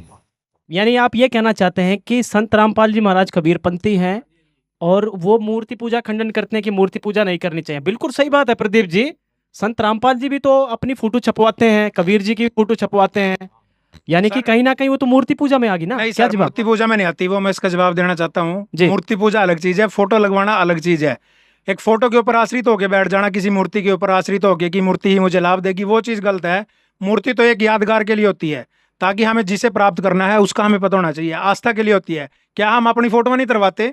विवाह शादी में भी वैसे भी अपनी फोटो लगा लेते हैं यादगार के लिए। मूर्ति सिर्फ एक यादगार के लिए होती है, ना कि पूजा के लिए। और संत रामपाल जी कभी नहीं कहते कि मूर्ति के ऊपर आश्रित होकर बैठ जाओ, कभी नहीं कहते कि मूर्ति आके रखी और करे जाओ कबीर साहब की जय, कबीर साहब की जय से कोई मोक्ष नहीं होगा। जैसे ये करते हैं ना हिंदू धर्म के, या पंडित जी बका के रखते हैं जिनको, जय गणेश जय गणेश, जय श्री राम, जय माता जी जय माता जी, इनसे कोई लाभ नहीं होगा। ये मूर्ति पूजा में आता है कि मूर्ति के आगे बैठ गए, जय गणेश जय माता। संत रामपाल जी तो मंत्र देते हैं, मूर्ति तो सिर्फ एहसास कराती है कि हमने किसको प्राप्त करना है। यानी मूर्ति का आदर करना सिखाते हैं संत रामपाल जी, चाहे किसी देवी देवता की भी हो उसका भी आदर करना सिखाते हैं। संत रामपाल जी मूर्ति पूजा बिल्कुल नहीं कराते। पंडित जी मिथ्या प्रचार कर रहे हैं, गुमराह कर रहे हैं जनता को, जो आज तक ये करते आए हैं वही काम आप शुरू कर रखे हैं। यानी जिसकी मूर्ति उसके मंत्र से मोक्ष होगा। हाँ, ये कहना चाह रहे हैं आप? जी, मंत्र से ही मोक्ष होगा, मूर्ति जरूरी भी नहीं है। 600 साल पहले कबीर साहब आए थे, उस टाइम ना कोई फोटोग्राफर था, ना कोई मूर्तियां थी। मंत्र से ही तो लाभ होना है। उस टाइम तो कोई मूर्तियां भी नहीं थी, ना कोई फोटो थी, ना कोई घर में मूर्ति लगाता था, ना कोई फोटो लगाता था। उस समय साधन नहीं थे। पंडित जी कह रहे हैं कबीर साहब खंडन करते थे, खंडन अलग चीज था। मूर्तियां उस टाइम नहीं थी, ना ही कोई फोटोग्राफरी थी। अब सिर्फ एक आस्था के लिए फोटो लगाई जाती है। हम जिसको मानते हैं, जिसमें हमारी आस्था है, जिसको हम अपना गुरु मानते हैं या भगवान मानते हैं, क्या उसका एक स्वरूप भी नहीं लगा सकते? हम उसका स्वरूप लगाएंगे, उसको हम देखेंगे, हर दिन उसको याद करेंगे तो हमें लाभ होगा ना। या उसके आगे बैठे रहो सारा दिन, रामपाल जी लाभ दे देना, रामपाल जी लाभ दे देना, ऐसे थोड़ी मोक्ष होगा। मोक्ष तो मंत्र से ही होगा। पंडित जी खुद भी भ्रमित है, इन्होंने ठेका ले रखा है जनता को भ्रमित पंडित करने का। जी, ये तो तुलसी साहिब ने भी कहा है, कलयुग केवल नाम आधारा, सुमर सुमर नर उतरे पारा। यानी सुमरण से बेड़ा पार होगा। वो किसका मंत्र कौन संत देता है ये तो मैं नहीं पता है, लेकिन जैसा प्रदीप जी कह रहे हैं कि जिसकी मूर्ति है उसके मंत्रों से ही मोक्ष होगा, कहीं ना कहीं ये जो बात फिट बैठ रही है तुलसी साहिब की वाणी से भी। तो चलिए चर्चा को आगे बढ़ाते हैं जी। और किसका? जी बताइए क्या नाम है? ममता है सर। क्या मैं निरंकारी पंथ से हूँ। क्या परमात्मा निराकार है? अगर निकार है तो क्या परमात्मा साकार है? अगर साकार है तो साबित करके दिखाओ। ये संत रामपाल के इतने शिष्य है, क्या परमात्मा साकार है? अगर साकार है तो साबित करके दिखाओ। यानी आपका मानना है निरंकारी पंथ जो है वो निराकार मानते हैं, साकार नहीं है भगवान। भगवान साकार नहीं है, निराकार है। निरंकारी पंथ से हैं ये बहन जी, क्या जवाब है इसका? कौन कह रहा है जी भगवान निराकार है? ये ममता जी बता रही हैं। अब इनके कहने से थोड़ी हो जाएगा। निरंकारी पंथ तो बहुत कुछ कहता है जो शास्त्रों में प्रमाण नहीं है। भगवान साकार है, सभी शास्त्रों में प्रमाण है। गीता जी में, बाइबल में, कुरान शरीफ में, गुरु ग्रंथ साहिब में, गुरु नानक देव जी ने तो स्पष्ट लिखा हुआ है, बागे कापड़ बोले बैण लंबा नक काले तेरे नैन। यानी चित्रण भी क्या हुआ कि परमात्मा के कैसे आंख हैं, कैसा शरीर है, कैसा चेहरा है, कैसे दांत हैं। और ये कह रहे हैं निरंकारी पंथ पूरा का पूरा गुरु ग्रंथ साहिब जी यानी कि गुरु ग्रंथ साहिब जी के ऊपर आधारित है, सिख पंथ से संबंधित रखता है। अब उसकी बात कोई नहीं मान रही है, उसके प्रमाणों कोई नहीं मान रहे हैं, तो इनका तो मनगढ़ंत पंथ है जी ये। क्या आपके गुरुजी दिखाते हैं कभी गुरु ग्रंथ साहिब या गीता जी? कभी दिखाई है? कभी जो वीडियो वगैरह चलाते हैं आप लोग, सत्संग कर जाते हैं, तो हमारे गुरुजी ने आपके गुरुजी ने दिखाया है क्या? हाँ दिखाया है। प्रमाण दिखाया कि गुरु ग्रंथ में ये लिखा है? मैं बताऊं जी क्या दिखाया है। ऐसे हाथ कर देते हैं, ऐसे ऐसे हाथ कर देते हैं। नहीं दिखाया। दिखाया इनको, ऐसे हाथ कर देते हैं। कोई पूछता है जी परमात्मा बताओ, फिर कैसे होता है? ऐसे हाथ कर देते हैं। इसके बीच में क्या दिखा? श्रद्धालु कहता है जी कुछ नहीं, कहा बस यही तो परमात्मा है। ये दिखाते हैं इनके निरंकारी वाले। मतलब शास्त्र से प्रमाण नहीं देते हैं। जी बताइए। थोड़ा एक और शंका यहाँ हो जाएगी पूरी। लोग ये कहते हैं कि संत रामपाल जी तो ब्रह्मा विष्णु महेश को मानते ही नहीं, ठीक है, वो मंदिर में नहीं जाने देते, वो कुछ करने नहीं देते। पंडित जी भी यही कह रहे थे कि मूर्ति पूजा खंडन करते हैं। मैं आपको एक प्रमाण देता हूँ जी। ये कमल हैं, तीनों देवा कमल दल बसे, ब्रह्मा विष्णु महेश, पहले इनकी वंदना फिर सुन सतगुरु उपदेश। ये कमल है, हमारे शरीर में कमल है। ये ना कि कोई मंदिर में बैठा है, कहीं पे बैठा दिया ऐसे ही, कोई शिवलिंग गाड़ दिया वहां पे, कुत्ता भी मौज जाता है वहां। ये भगवान का अनादर कर रहे हैं, उससे भगवान दुखी होता है। ये तो हमारे शरीर में है, जिसको लोगों ने कुंडली भी बोला है, हम कमल बोलते हैं उसको। ये सारे उनका कमल ये दिया हुआ है इसके अंदर सारा। इसका परिचय कराएं सारी चीज से तो फिर बहुत लंबा समय लग जाएगा सत साहिब जी। ये बिल्कुल संत रामपाल जी महाराज यानी कि सभी देवी देवताओं जो आप दिखा रहे हैं फोटो, इनके मंत्र देते हैं बाकायदा। पहले मंत्र इन्हीं के मिलते हैं। कमल खोलेंगे फिर त्रिकुटी में जाएंगे हम। अच्छा। जैसे इंटरनेशनल एयरपोर्ट होता है त्रिकुटी, तभी हम जाएंगे, कमल खुलेंगे, इनका ऋण देना हमने सबका, तभी हमारे फिर वो आगे इंटरनेशनल एयरपोर्ट है, वहाँ 3 मार्ग हैं। फिर कोई कहाँ जाएगा, नरक में जाएगा, कोई काल के लोक में जाएगा, कोई सतलोक जाएगा। जो सतलोक की भक्ति करेगा कबीर साहब की, वो सतलोक चला जाएगा, मुक्ति हो जाएगी। प्रॉपर वे ऑफ वर्शिप है ये। लेकिन रमेश जी कह रहे थे कि एक पैर यहाँ पर दूसरा सचखंड पे, ये है विधि। देखिए किस तरीके से दिखा रहे हैं आप, प्रमाण नहीं दिखा पा रहे थे। देखिए ये जो अपना पंजाब है, इसमें कुछ भक्त आए थे तेरावास में हमारे प्रेमी, तो उन्होंने गुरु से तेरावास में बात की थी, पिताजी से, राम रहीम सिंह जी से भी। हमारे यहाँ तो 4 ही भगत है, कैसे नाम चर्चा करे? और 2 भक्तों पे तो नाम चर्चा, कुछ पुस्तक पढ़नी आती है, 2 पे आती नहीं। तो ये तो जो टेकडाल रंगते हैं, जब बोलते हैं, तो हमारे पिताजी ने कहा मालिका की दा क्या उल्टा क्या सीधा, यानी जो मर्जी करो भगवान मिल जाएगा। हाँ भगवान मिलेगा। ऐसा नहीं है। इनके पिताजी जो कहते हैं, के शिष्य जो हैं कितने तरीके से बता रहे हैं। सुनो, इनके पिताजी जो कहते हैं वो मैं बताता हूँ भाई, आराम से करो। इनके पिताजी कहते हैं मैनू इश्क हो गया सा सतनाम नाल मस्ताने नाल। इनके पिताजी तो इन्होंने गाने गुणे सुना के, मिट्टी बातें बना के, उल्टी सीधी बातें बना के ही उलझा के रखते हैं। उसी में खुश हो रहे हैं ये, क्योंकि ये मन की खुराक है। मन तो चाहते हैं गाना, नाचना, देखना, सुनना। ये पहले थोड़ा वो ये कमलों के बाद हमारे गुरुजी सतनाम देते हैं श्वासों का। श्वासा पार्थ भेद हमारा, जो खोजे सो उतरे पारा। श्वास श्वास में नाम ले विरता, श्वास मत खो, ना जाने श्वास का आवन हो के ना हो। फिर सतनाम मिलेगा, 2 मंत्र का है वो। फिर सार नाम मिलेगा, फिर सार शब्द मिलेगा। यानी ये विधि है जी, ये विधि है। और किसी का कोई प्रश्न कोई पूछना चाहेगा? जी बताइए, क्या नाम है जी आपका? सर मेरा नाम पूनम है। सर मेरा एक क्वेश्चन है इन लोगों से कि एक बार मैं अपनी सहेली के यहाँ गई, तो वहाँ ना उनके घर ना एक साधु बैठे हुए थे, तो उनकी पूरी फैमिली ने उनको हाथ दिखाया। तो मैंने भी सोचा क्यों ना मैं भी अपना हाथ दिखा दूं। जैसे मैंने उनको अपना हाथ दिखाया, तो जो भी उन साधु ने मेरे बारे में घटना बताई, वो सारी घटना सत्य सिद्ध हुई। क्या उन साधु संतों को ठीक नहीं मान सकते हम? जी बताइए, आप बताइए। प्रदीप जी कह रही हैं हाथ देखने से लाभ मिला है। क्या वो संत नहीं है हाथ दिखा जो देखते हैं? नहीं है सर, संत बिल्कुल भी नहीं। आप देखने कार संत का तो कोई मैच ही नहीं करता। क्यों? संत वो होता है जो शास्त्रानुसार भक्ति करा के आत्म कल्याण की बात करता है, मोक्ष की बात करता है और सर्व सुख देने की बात करता है। बहन जी ने हाथ दिखा दिया कि मेरा यह नुकसान होगा, मेरा टांग टूटेगी, मेरी भैंस मरेगी, वो नुकसान बचा थोड़ी है उनका। हाथ दिखाने से वो नुकसान टल गया और फिर तो माने भाई कुछ फायदा हुआ, इन्होंने हाथ दिखाया था और भैंस मरने से बच गई। उसने बता दिया और इनका नुकसान हो गया, उससे क्या लाभ मिला इनको, बल्कि और टेंशन बढ़ गई। जिस दिन होना था वो तो होना ही था, 1 महीना पहले पता लग गया, 1 महीना वैसे टेंशन बढ़ गई इनकी। संत रामपाल जी महाराज जी के यहाँ नाम लेने से ऐसी आपदाएं तो फ्री में टल जाती हैं, पता भी नहीं लगता भगत को कि हमारा कोई नुकसान होना था, वो ऐसे ही निकल जाती हैं। मेरा एक प्रश्न ये है, जैसे निरंकारी वाला भी प्रश्न उठा था निरंकारी पंथ से, ऐसे बहुत सारे धर्मगुरु हैं, निरंकारी हैं जो बाल योगेश्वर वाले भी हैं। वो कहते हैं कि अगर आपको कोई रोग लग जाता है तो अगर डॉक्टर कहता है कि जी प्रोटीन की जरूरत तो अंडा खा लीजिए, मांस खा लीजिए, यानी रोग नाश करने के लिए अगर कोई मांस खाना पड़ जाए तो वो संत कहते हैं खा सकते हैं। क्या संत रामपाल जी भी कोई ऐसा आदेश देते हैं? संत रामपाल जी ऐसा कोई आदेश नहीं देते जी, क्योंकि संत रामपाल जी महाराज की भक्ति विधि है जो शास्त्र अनुसार है और सच्ची भक्ति विधि है। संत रामपाल जी महाराज तो ये कॉन्फिडेंस देते हैं कि मेरे से नाम लो, आपके रोग मैं ही नाश कर दूंगा, इस भक्ति से नाश हो जाएंगे, अंडा मांस खाने की जरूरत ही नहीं। और ये रोग में नहीं है तो वैसे भी कहते हैं अंडा मांस खा लो कुछ नहीं होता। ये धन धन सतगुरु वाले खड़े हैं यहाँ पे, ये क्या नाम है इनका, रमेश कह रहे थे आप, जी जी राम कुमार जी, ये बीड़ियां पीते हैं, सुट्टे मारते हैं, आगे पिताजी की फोटो पीछे पवर रख लेते हैं। इनको तो बिना रोग के भी खाने पीने की छूट है जी, रोग की तो बात छोड़ दो आप। और निरंकारी वाले भी कहते हैं आप विदेश गए हो, कहीं खाना नहीं मिलता, आप मांस खा लेते हो, इनको भगवान पे भरोसा नहीं है। क्या भगवान अपने भगत को भूखा मरने देगा, या क्या वो बीमारी नहीं ठीक करेगा? क्या जब इनसे कोई लाभ ही नहीं मिल रहा तो क्यों चिमड़ रहे हो, इनको छोड़ दो। संत रामपाल जी महाराज सही भक्ति बता रहे हैं और सभी सुख दे रहे हैं। जी जी बोलिए सर। मेरा सवाल ये है कि जो ऐसे इलाके हैं जहाँ पे पेड़ पौधे वनस्पति है नहीं, जैसे मतलब कि समुद्र के पास लोग मच्छी खाते हैं वहाँ और उसके अलावा कुछ है नहीं, तो वहाँ क्या करेंगे संत रामपाल जी महाराज? करेंगे वहाँ क्यों क्या नहीं, करेंगे? इसका जवाब देता हूँ। बिल्कुल सही बात है। संत रामपाल जी महाराज ही सब कुछ करेंगे। बाइबल में प्रमाण है, परमात्मा ने 6 दिन में सृष्टि रची और 7वें दिन विश्राम किया और सिर्फ खाने के लिए बीज वाले फल पेड़ पौधे ही खाने के लिए दिए। उस समय कोई मांस, शेर को भी मांस खाने का प्रावधान नहीं था उस समय में। राजा अम्बरीश के समय देख लो आप, बकरी और शेर एक जगह पे पानी पीते थे, शेर भी मांस नहीं खाते थे। वो तो सतयुग का माहौल था। संत रामपाल जी महाराज तो पूर्ण परमात्मा की भक्ति बताते हैं। चाहे आप जंगल में बैठ जाओ, मलूकदास जी की कथा सुनी होगी आपने, संत रामपाल जी का सत्संग सुन लेना।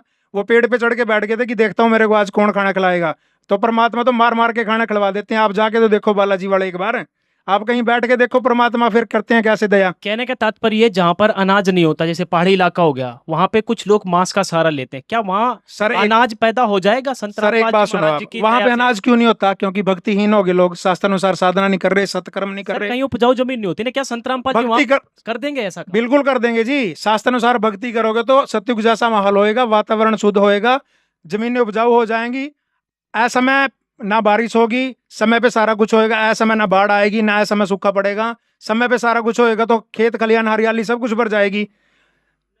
जी और कोई जी बताइए क्या कहना हो सकता है जी, हो सकता है जी। 2 मिनट जी, हाँ बताइए क्या नाम है?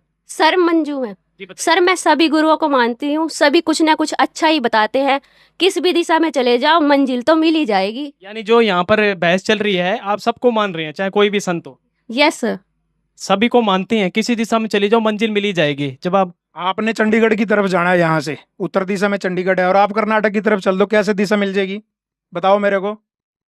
आप तो भ्रमित हो जाओगे, वहाँ 1 महीना 10 दिन घूम फिर के कहोगे मेरे को तो पागल बना दिया। जो ये अन्य संत हैं, दिशा कैसे मिलेगी? देखो शास्त्र हमारी दिशा है, शास्त्र हमारा मैप है सतलोक में जाने का, भक्ति करने का। अब आप शास्त्र अनुसार नहीं करोगे तो कैसे दिशा मिल जाएगी? कोई बच्चा स्कूल में पढ़ता है, उसको बता दिया 2 और 2 4 होते हैं, और कोई सिर्फ मेरे जैसा कह दे 2 और 2 5 कह दो, 6 कह दो, 8 कह दो, पास तो हो ही जाना। कैसे पास हो जाएगा? पास तो जब ही होगा ना करेक्ट आंसर दे के आएगा। जी बोलिए पुरुषोत्तम। भगवान का भी एक संविधान है, जैसे देश का संविधान है, भगवान का भी एक संविधान है।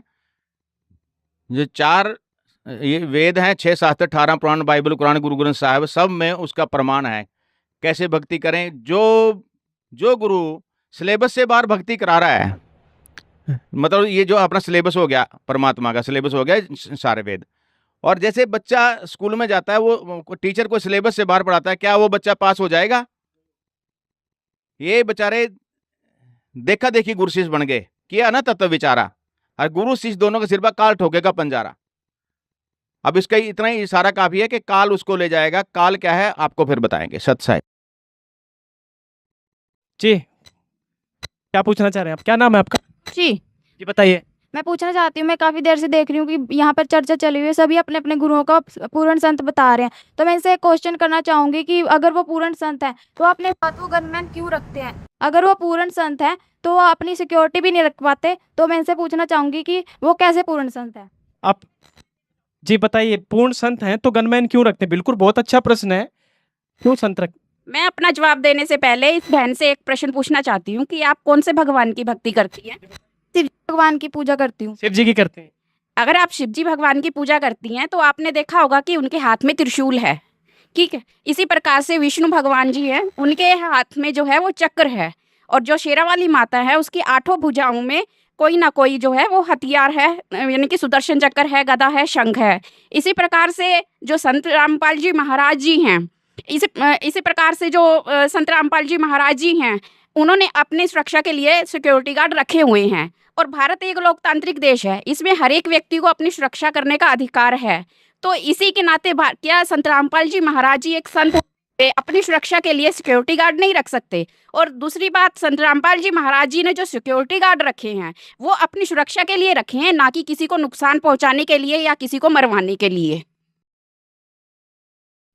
जी, सुरक्षा के लिए रखे हुए हैं। पुरुषोत्तम दास जी कुछ कहना चाह रहे हैं, इसका और कोई विस्तार से बताइए, क्या जवाब है? साहब जी, हमारे गुरुदेव जी सभी पंथों के बारे बोलते हैं।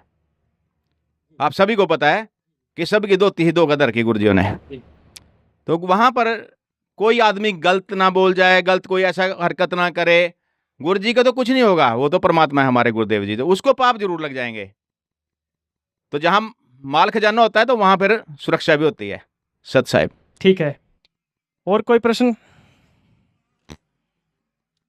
जी बोलिए, आपका क्या है? मेरा नाम सुनीता भाई। मैं कदी की सुनने लग रही हूँ कि सारे आप अपना बता रहे हैं, तो मैंने भी 4-5 गुरु बना रखे हैं और कड़ी कुछ लाभ नहीं मिल रहा। तो मैं भी संत रामपाल जी महाराज का नाम सुन रही हूँ, तो मैं भी नाम लेकर देख लूँ कि ना कुछ न कुछ तो मिल ही जाएगा।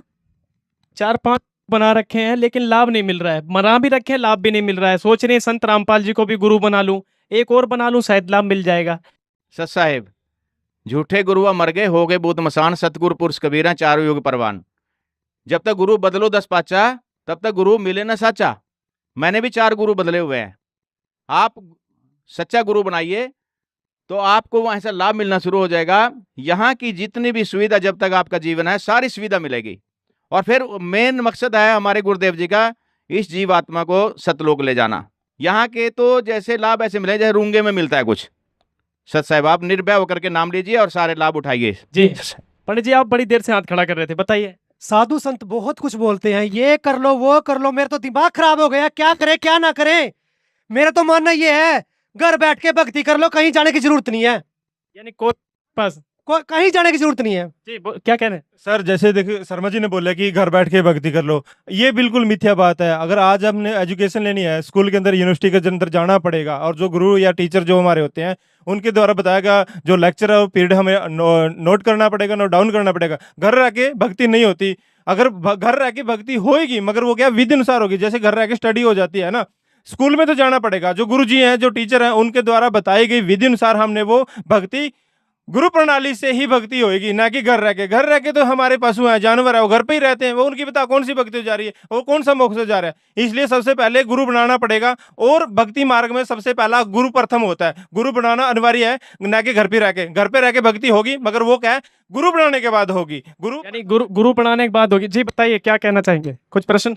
ऐसा है जी, जैसे डिबेट हो रही है, इसमें ये तो पता लग गया कि कबीर पंथ में ही भगवान है। तो ये बहुत सारे कबीर पंथ हैं संसार में, कैसे मानने कि कौन असली है कौन नकली है? जैसे संत रामपाल जी और मधु परमहंस जी और दामा खेड़ा वगैरह, ऐसे बहुत सारे हैं। तो हमें निर्णय करके बताइए। निर्णय करके बताइए। पुरुषोत्तम दास जी दामा खेड़ा वाले, वो भी कबीर पंथ हैं। मधु परमहंस हैं, वो भी कबीर पंथ है। वो भी कहते हैं वो मैं नाम से मोक्ष होगा।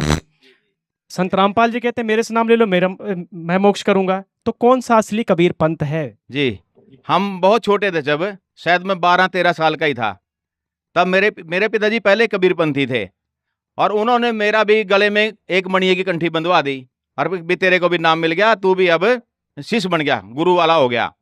ठीक है, नुगरे का बताते हैं, पानी भी नहीं पीना चाहिए। और मेरे पिताजी को जितना ज्ञान था उस हिसाब से मेरे को समझाया, मेरे को नहीं पूरे परिवार को।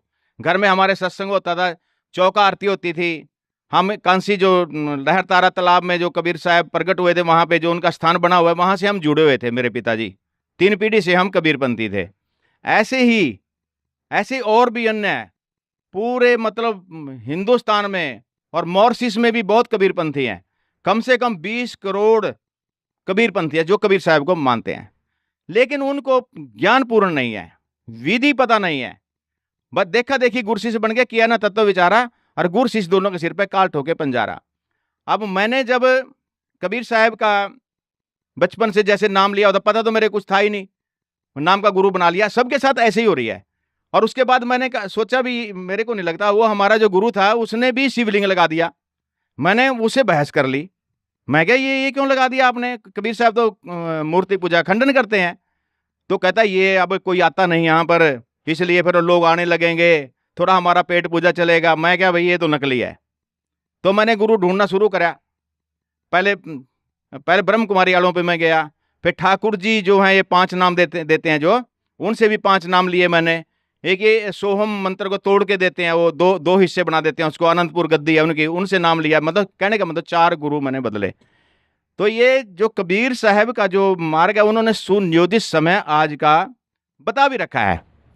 संवत 1774 होई ता दिन प्रेम प्रगटे चक सोई, साखी हमारी लिजी समझावे, असंख्य जन्म ठौर न पावे, 12 पंथ हमी को ध्यावे, अस्थिर घर का मर्म न पावे, 12वें पंथ में हम ही चले आवे, और सभी पंथ मिटा के एक पंथ चलावे। अब पढ़ा लिखा समाज है, सब अपने शास्त्रों को उठा के देख लेंगे। और दादू जी ने क्या कहा, जिन मुझको निज नाम दिया सोई सतगुरु हमार, दादू दूसरा कोई नहीं कबीर सर्जनहार, जो शरण कबीर के तर गए अंता पार, दादू गुण कीता कहत न आप आवे पार, कोई निर्गुण मरीज रहा है, कोई सरगुण ठहराए, दादू गति कबीर की मोह से कही ना जाए। ऐसे ही सभी संतों, 1 दर्जन संत तो ऐसे हैं, गरीबदास जी महाराज, धर्मदास जी महाराज, मलूकदास जी महाराज, घीसा संत जी महाराज, दादू जी महाराज, सब ने अपनी वाणी में पूरा प्रमाण कर रखा है कि कबीर साहेब परमात्मा है। और उनका फिर आपने चेक करना, नाम लेके देखो, तुरंत लाभ मिलना शुरू हो जाएगा। कहीं से किसी को कैंसर का रोग भी है, कोई भयानक रोग से ग्रसित है, बीमारी से, आप यहां से नाम लीजिए, आपको पता लग जाएगा वो पूर्ण परमात्मा कबीर साहब क्या शक्ति है। हमारे गुरुदेव जी उन्हीं के बारे में तो बता रहे हैं जो ज्ञान छुपा हुआ था, किसी को नहीं पता। कितने मठ हैं बने हुए बाहर कबीर साहब के नाम पे, बहुत जमीनें उनके नाम है, सब सिर्फ यहाँ तक सीमित हो गए कि अपना पेट पूजा चल रहा है, बस अपना टाइम पास कर रहे हैं। संत रामपाल जी कबीर दास जी को यानी कबीर जी को एक पूर्ण परमात्मा मानते हैं। अन्य जो धर्म गुरु हैं, जैसे कबीर पंथ है जो आपने कहा, 12 पंथ जो चलाए, जो बाणी बोली थी आपने, तो और पंथ चले हुए, वो कबीर को क्या मानते हैं? हाँ, वो मैंने पहले जो बाणी बोली थी आपको, काल कह रहा 12 पंथ करूं मैं साजा, नाम तेरा ले करे आवाजा। आपको रोकूंगा, ये काल बार बार आप कह रहे हैं, ये काल ऐसा काल ऐसा, ये काल कौन है? क्या ये काल कह ऐसा तो नहीं कि संत रामपाल जी डरवा रहे हो जनता को काल करके और मेरे से नाम ले लेंगे? ये काल क्या है? बिल्कुल सही पूछा आपने, गीता में भी लिखा हुआ है, उस संवाद में आ रहा है कि मैं बड़ा हुआ काल हूं, सबको खाने आया हूं। अर्जुन पूछता है कि आप सबको क्यों खा रहे हो? ये तो भक्ति कर रहे हैं, कोई हनुमान जी आपके जाड़ों में लटके हैं, रेवता श्रीखर बड़ी पुण्यात्मा, सब आपके मुंह में जा रहे हैं। उसने 1000 मुंह बना लिए, वहां पर 1000 पैर बना लिए, वो 67 कला संपूर्ण है। ब्रह्मा विष्णु महेश 16 कला संपूर्ण है। दुर्गा 64 कला संपूर्ण है।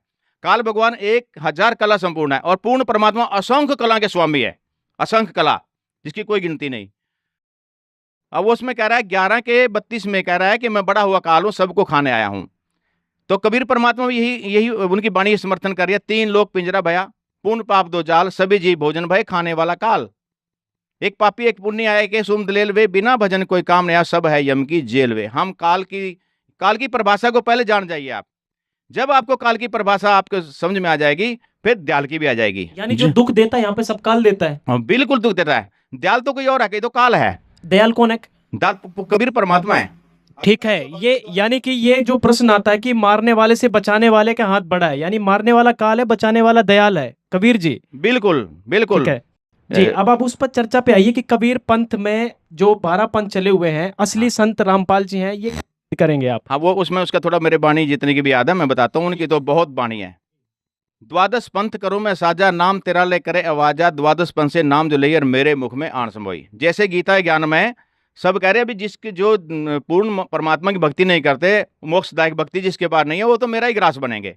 ऐसे ही अर्थ यहाँ उसका बन रहा है। ये द्वादश पंथ करो मैं साजा, नाम तेरा ले करे आवाजा, द्वादश पंथ से नाम जो लेर मेरे मुख में आन समोई। और अनेक पंथ चलाऊं, ये काल कहता है अनेक पंथ और भी चला दूंगा, ऐसा भ्रमित ज्ञान फैलाऊं। प्रथम दूत मम प्रगटे जाहि, पीछे संत तुम्हारा आही, कहा तुम्हारा फिर जीव नहीं माने, हमरी और होई बाद बखाने। मैं दृढ़ फंदा रची बनाई, जामे जीव रहे उलझाई।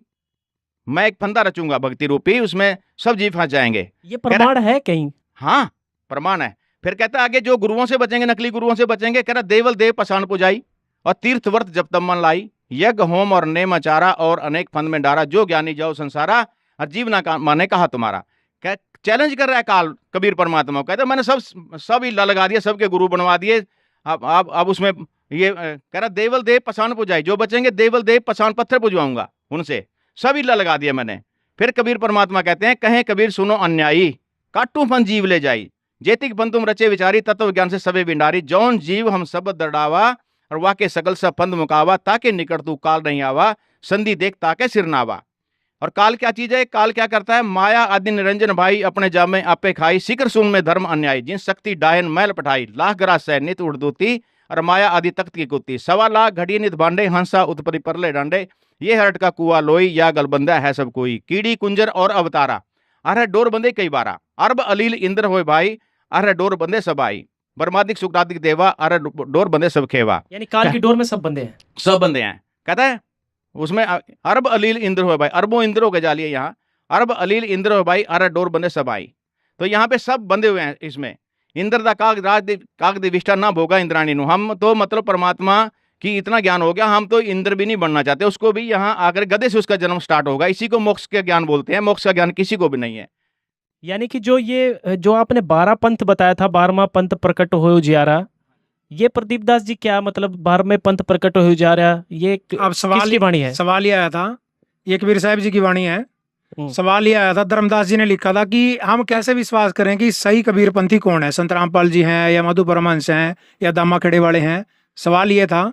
तो इसके आधार पर जैसे पुरुषोत्तम जी बता रहे थे, उसमें थोड़ा सा आगे मैं बताना चाहता हूँ कि सही कबीर पंथ की पहचान करने के लिए हमें ये पैमाना अपनाना पड़ेगा कि कबीर साहब ने जो मार्ग बताया उस पर कौन सही चल रहा है और चलवा रहा है।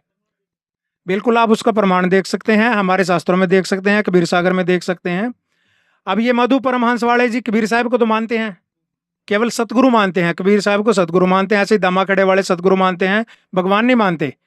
और जो ये विधि बताते हैं कबीर साहब के विपरीत बताते हैं। कबीर साहब ने जो मंत्र दिए या जिन मंत्रों का जाप करवाया उसके अनुसार वो करते नहीं, अपनी मर्जी से मंत्र कर रहे हैं। संत रामपाल जी वही भक्ति बताते हैं जो कबीर साहब की यथार्थ भक्ति है, जो पीढ़ी दर पीढ़ी चली हुई आई है, और संत रामपाल जी महाराज उसको करवा रहे हैं। पीर पैगंबर कुतुब औलिया सूरनर मुनिजन ज्ञानी, ये तक तो रहा न पाया जम के बंदे प्राणी, किसी को भी ये राह नहीं मिला कबीर साहब वाला आज तक। यहाँ पर दया होगी सब जीवों पे, हमारे संत रामपाल जी महाराज सब के ऊपर दया करेंगे, सभी जाएंगे, सतलोक जाएंगे, विमान में बैठ बैठ के जाएंगे। जी बताइए, आप हाथ खड़ा कर रहे हैं, बताइए क्या नाम है आपका? विजय जी। हाँ जी विजय बताइए। समाजी हूँ जी। मेरे दयानंद जी सरस्वती जी गुरु जी हैं, वो हवा में उड़ जाते थे, लेकिन आपके गुरु हवा में उड़ सकते हैं क्या? यानी आप दयानंद के फ्लोवर्स हैं, दयानंद महर्षि दयानंद जी को मानते हैं? हाँ जी दयानंद जी को मानता हूँ मैं। आपके गुरु जी को क्या हवा में उड़ सकते हैं? दयानंद जी हमारे सरस्वती जी उड़ सकते थे। प्रदीप जी जवाब दें।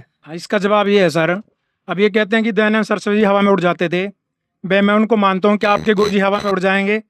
भक्ति मार्ग में हवा में उड़ना कोई उपलब्धि नहीं होती। हनुमान जी हवा में उड़ जाते थे, सुखदेव ऋषि जी हवा में उड़ के चले जाते थे। ऐसे तो उनको मानने लग जाए, उनको भगवान सिद्ध कर दें हम सुखदेव जी को, ऐसा नहीं होता।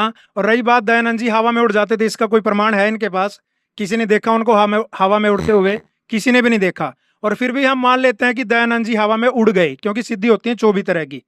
हो सकता है हवा में भी उड़ जाते होंगे, जब सुखदेव जी उड़ सकते हैं, क्या पता दयानंद जी के पास भी सिद्धि हो गई, हवा में उड़ जाते हों। लेकिन जो भक्ति विधि दयानंद जी ने की, ये भी उन्हीं की कर रहे होंगे जो इन्होंने बताया, मैं उनका मानता हूँ और उनसे जुड़ा हुआ हूँ, उन्हीं अनुसार भक्ति कर रहे होंगे। 1-2 इंच ये भी उड़ पाए होंगे। आज सत्यार्थ प्रकाश लिखा है, बहुत बड़ा ग्रंथ लिखा है सत्यार्थ प्रकाश का, तो मैं दूंगा जी विवरण। पहले इनसे ये पूछो 1-आधा इंच उड़ पाए हैं? दयानंद जी तो ऊपर उड़ जाते थे, इनसे उठा थोड़ा बहुत उनकी भक्ति करने से। मैं सुना है तो इसीलिए हम भक्ति करते हैं, तो जैसे सुनाई बात, जैसे सुनी सुनाई बात है, उड़ना नहीं। सुनी सुनाई बात है, यानी कोई प्रमाण नहीं आपके पास? हवाई जहाज हवा में उड़ रहे हैं दयानंद जी। 2 मिनट अजय, 2 मिनट जी बताइए जवाब। सुनो, अब ये कहते हैं हमने तो सुना है ऐसा उड़ जाते हैं।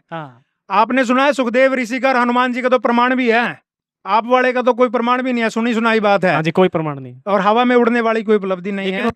उन्होंने एक ग्रंथ की रचना की है, आपको पता होना चाहिए। सत्यार्थ प्रकाश का जी, जिक्र करोगे आप, प्रकाश। वो सत्यार्थ प्रकाश नहीं है, झूठे अर्थ प्रकाश है, वो ग्रंथ नहीं है, वो अड़ंगा है।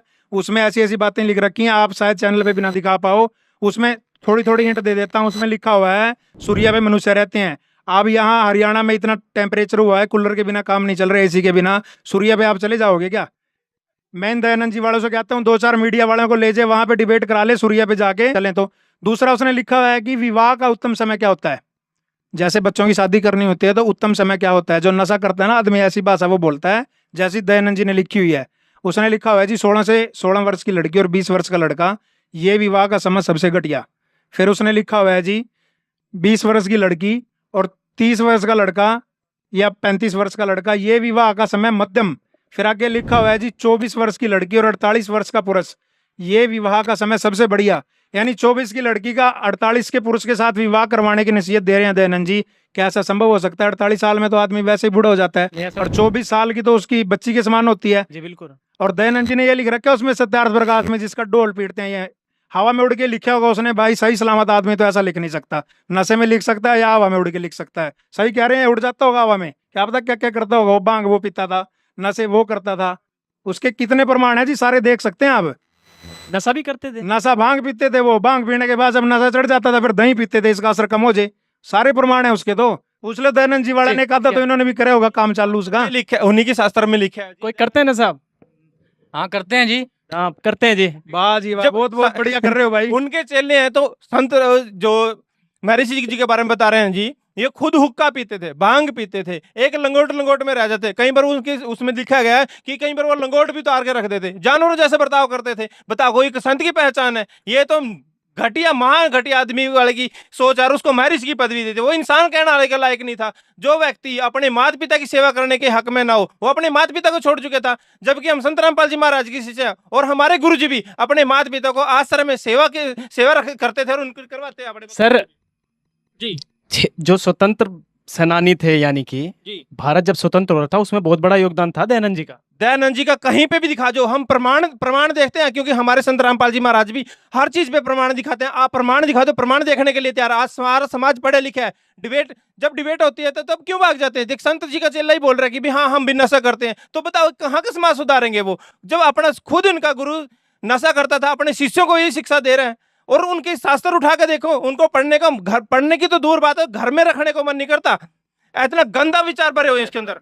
इसका प्रमाण दिखाते हैं क्या गुरुजी आपके? संत रामपाल जी महाराज बकायदा चैप्टर के ऊपर दिखाते हैं, प्रमाण दिखाते हैं कि भाई ये देखो संत निजी इसके अंदर क्या क्या लिखा गया है। वो समाज को दिखाने के लायक भी नहीं है, ऐसी ऐसी गंदी बातें लिखी गई हैं। सत्यार्थ प्रकाश, चलो ठीक है, जब उस पर चर्चा का विषय बनेगा तब करेंगे। पंडित जी कुछ प्रश्न करना चाह रहे थे आप? हाँ, मेरा प्रश्न ये है भाई, जो ये कहते हैं संत रामपाल जी महाराज के शिष्य है, तो इनके गुरुजी जेल में क्यों हैं? वो कहते हैं पूर्ण संत हैं, भगवान मानते हैं उनको। ये तो बात बिल्कुल सही कही है, अगर पूर्ण संत हैं तो बाहर आ जेल में क्यों? सत साहब, इनको पंडित जी को मैं ये पूछना चाहता हूँ कि आज तक का इतिहास गवाह है, बड़े बड़े महापुरुषों को भी जेल में डाल दिया, और काल जो है, काल नहीं चाहता कि मेरा ज्ञान यहाँ पे कोई बताए और ये पार हो जाए, मैं भूखा मर जाऊं। अभी बताया था ना 1 लाख रोज खाता है, 1.25 लाख पैदा करता है।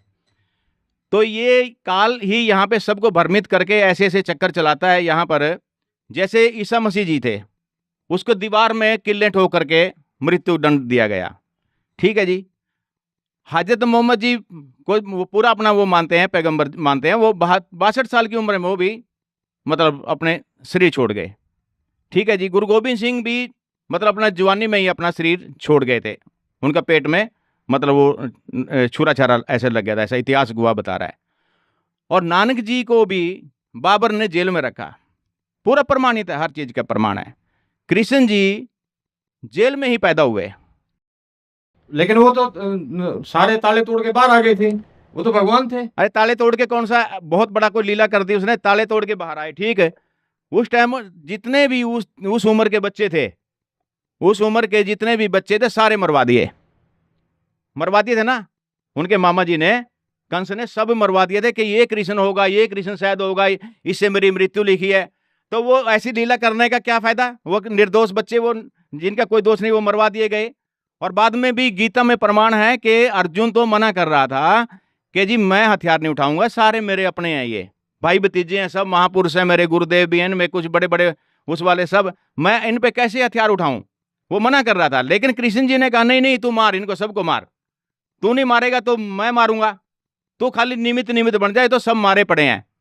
अब किसी को मतलब किसी के मृत्यु में सहयोग देने का यहाँ की जो प्रशासन का ये कानून है उस पर 120 भी लगती है, जो किसी को मारने के लिए सहयोग करता है, हौसला बढ़ाता है उसका।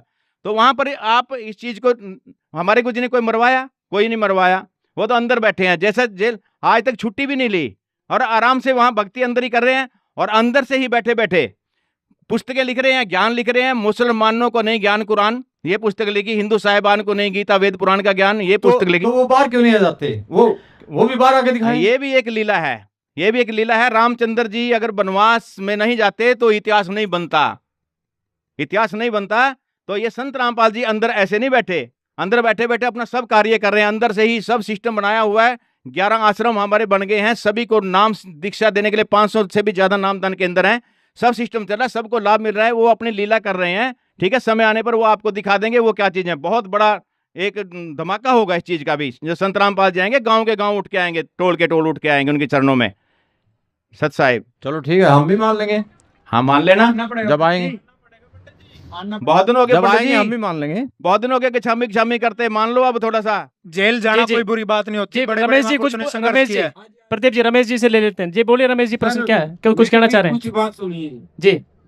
हमारा देश ऋषि मुनियों से धरती है, हाँ जी, ऋषि मुनियों की रही है, ऋषि मुनियों बिल्कुल की सही रही बात है। है। हाँ हाँ, तो ये नया संत रामपाल जी कहाँ से लाए आप? प्रदीप जी बिल्कुल सही बात है। देखिए ऋषि बात तो इनकी सही है, लेकिन ये डबल माइंडेड आदमी है।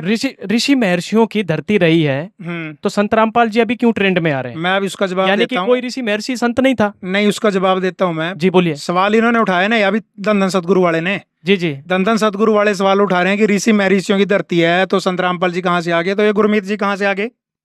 पहले तो इनसे पूछो, आपने यहाँ गुरुद्वारा रखा दंदन सतगुरु और राम रहीम, अब ऋषि महर्षियों की पद्धति पे चलोगे या राम रहीम की पे चलोगे? पहली तो बात ये है जी। रही बात की संत रामपाल जी अभी क्यों आगे? संत रामपाल जी महाराज अभी बेशक आए हैं, लेकिन जो ज्ञान संत रामपाल जी महाराज बता रहे हैं वो आदि पुरातन ज्ञान है, शास्त्रानुसार ज्ञान है, जो शुरू से चला हुआ है। वेद तो आज के नहीं है ना, वेद तो हमारे शुरू से लिखे हुए। गीता जी 55 वर्ष पहले की लिखी हुई है, और वेद शुरू से हैं। जब यहाँ पे सागर मंथन किया गया था उसमें से 4 वेद निकले थे, और 5वां वेद कबीर साहब जी ने कबीर सागर के रूप में जब वो दिया था, तो उस अनुसार संत रामपाल जी भक्ति बता रहे हैं। आज तक ऋषि महर्षियों ने या अन्य संतों ने, बाबाओं ने वो भक्ति हमें नहीं बताई।